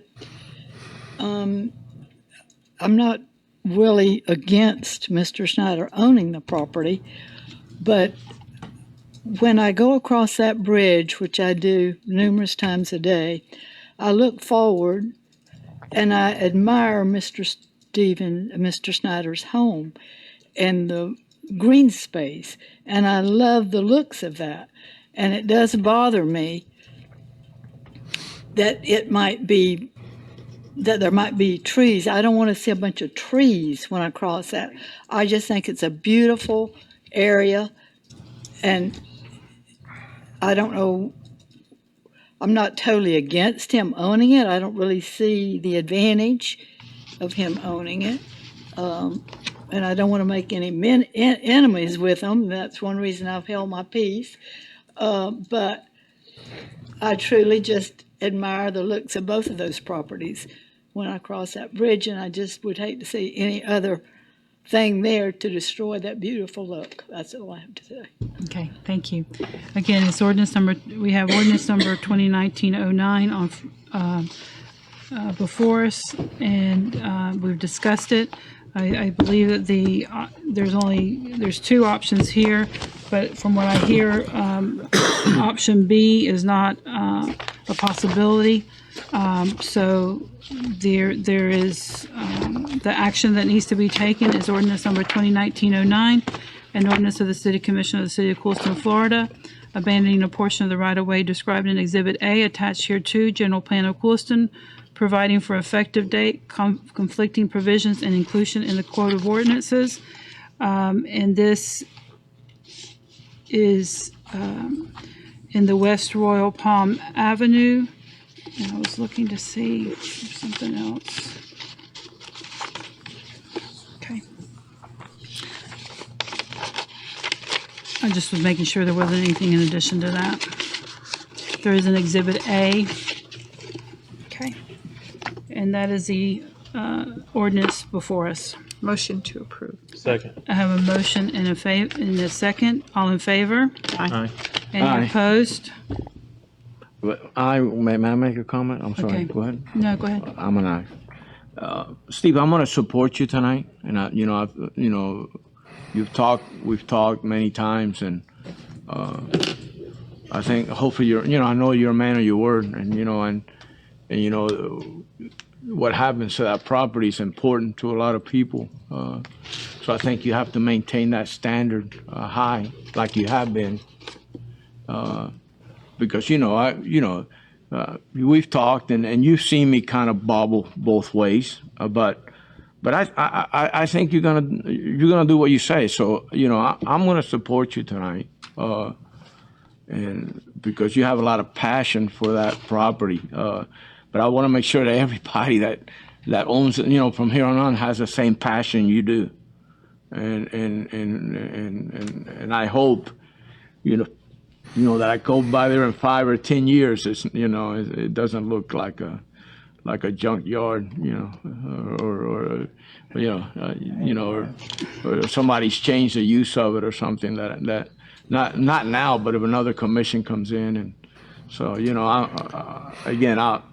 and it seems like here I'm the third vote anyway here tonight. So But I will be supporting the item tonight. All right, and the ordinance number 2019-09, that's been a first and a second.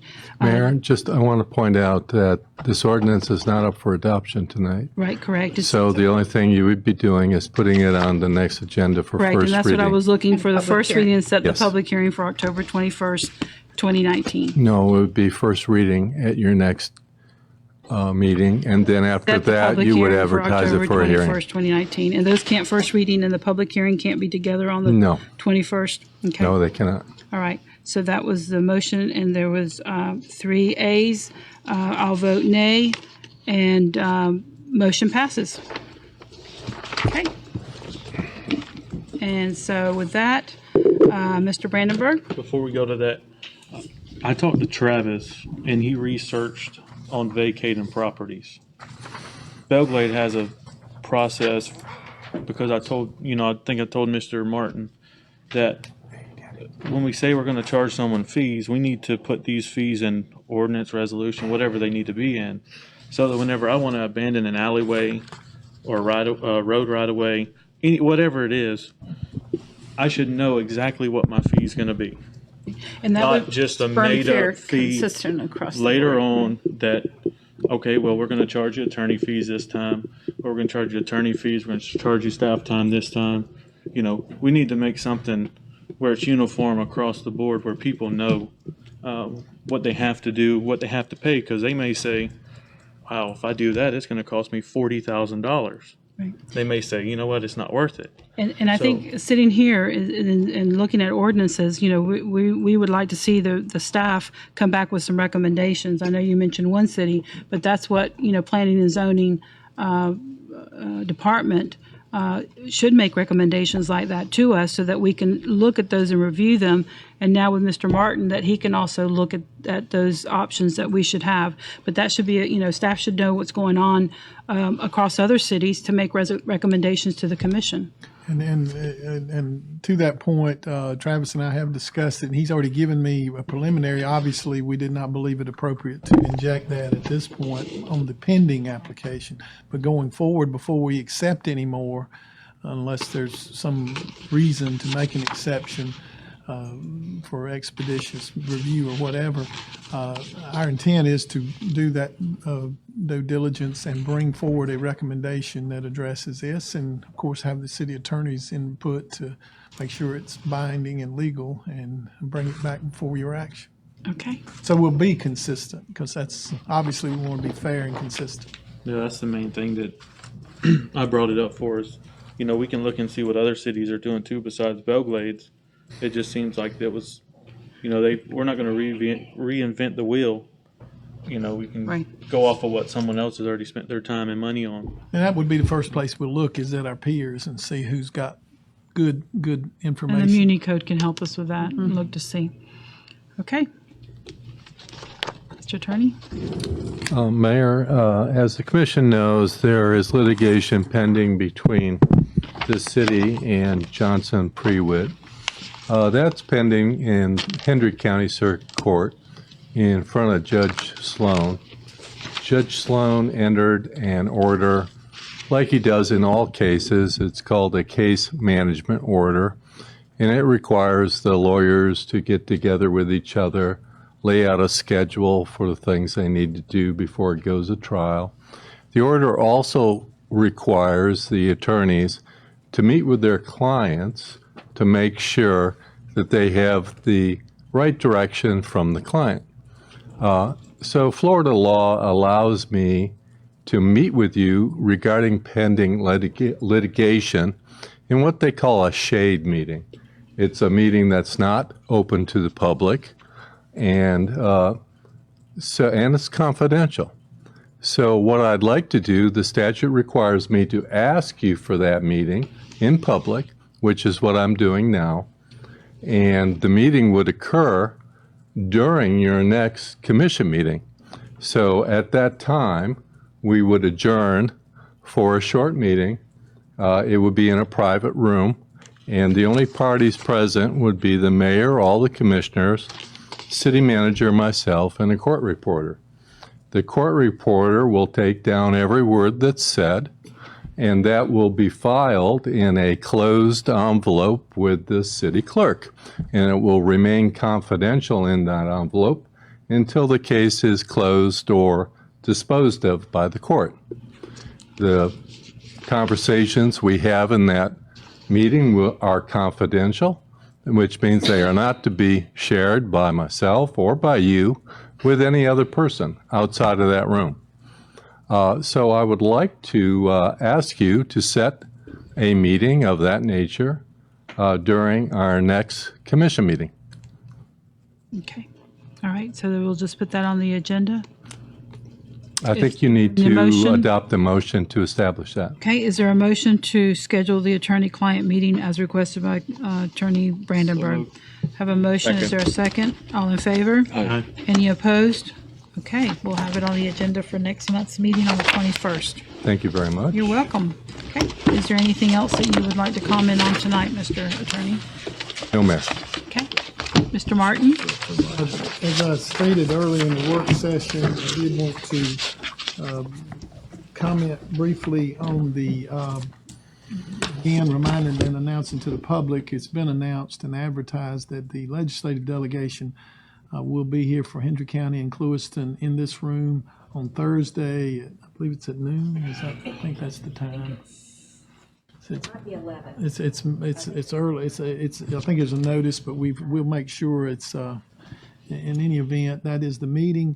I would like the commission to authorize me to present as our top priority to support Hendry County's request for the remainder of the funding to the legislature for the wastewater force main line and related improvements to our wastewater treatment plant to provide service to the Everglades International Airport, and all the properties in between would be accessible to it as well, and that we make this request jointly with the county, and that be our top priority, and that's recommended also by our consultant lobbyist for this year's legislative session, and that I'll be authorized to present that on Thursday.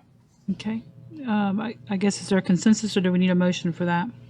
That be our top legislative priority? If that's a consensus, I'm good with that. Okay. Are we good? That's With, fine. are we all in We have agreement? everything we need for Ventura. Yeah. Right? Well, Okay, and I we don't just have all wanna the make stormwater, but we're going to be pursuing that. I should have amended to say that the consultant says we should pursue grant funding and agency funding for other needs this year, not as a legislative appropriation. So we will be pursuing additional money, already started the process for stormwater along that section, but we do have the funding to do the paving. Thank you. Okay. All right. Was that all, Mr. Martin? Yes, ma'am. Okay. All right. So we'll start Mr. Rodriguez tonight. I spoke with, you got Well it? done. No. I spoke with Chairman Chancey Goss yesterday from the Water Management. He said that he was going to get with the board or the director and find out if they have any funds for drainage. He said if they don't, they will talk to anyone in the state that they need to talk to help push to get the funds this year to do water quality on that road when we do the repavement. So they are there and wanting to help us. That's great. The other thing is, where are we at with the Burner Road with the complaints of the speeding? Well, we did put up the signs, and the police department's been doing monitoring. We are looking at trying to get some better equipment to do speed zone calculations that will give us data. The current equipment the city has doesn't have that capability, and the chief's researching options. I don't know if he wants to comment further, but we feel like that would be an essential thing for this and any future request or concern, that we'd be able to monitor and assess what the actual speeds are in an area. I've had experience with that in another community and worked really well. We were able to come back and say, okay, these numbers warrant X as a solution. That's our plan at this point, is to update our equipment and then do the assessment. Okay. because I live in the townhomes right behind Tractor Supply, and coming out of there, just the traffic coming from Walmart is crazy. So I understand what they're talking about on the S curve. It's even worse because you can't see. So if we can just address that as quick as possible. That's the plan. And I've got several other calls on the north side of town with the same issue. So maybe once we get this equipment, we can address other roads as well. Yes, sir. That's it. Okay, if you'll give that information to the city manager on the other roadways that you have complaints on. Okay. All right. Okay. I don't have anything. Christine? Sorry. I believe National Night Out has been rescheduled for October 1st at Trinidad. Okay. Yep. So National Night Out is on October the 1st? Yes, National Night Out Against Crime. Okay, and so that's being advertised, I'm sure. That's right around the corner next week. Okay, anything else? No? Okay, all right. Then we'll go ahead and I'll entertain a motion to adjourn. So moved. Motion and second, we're adjourned.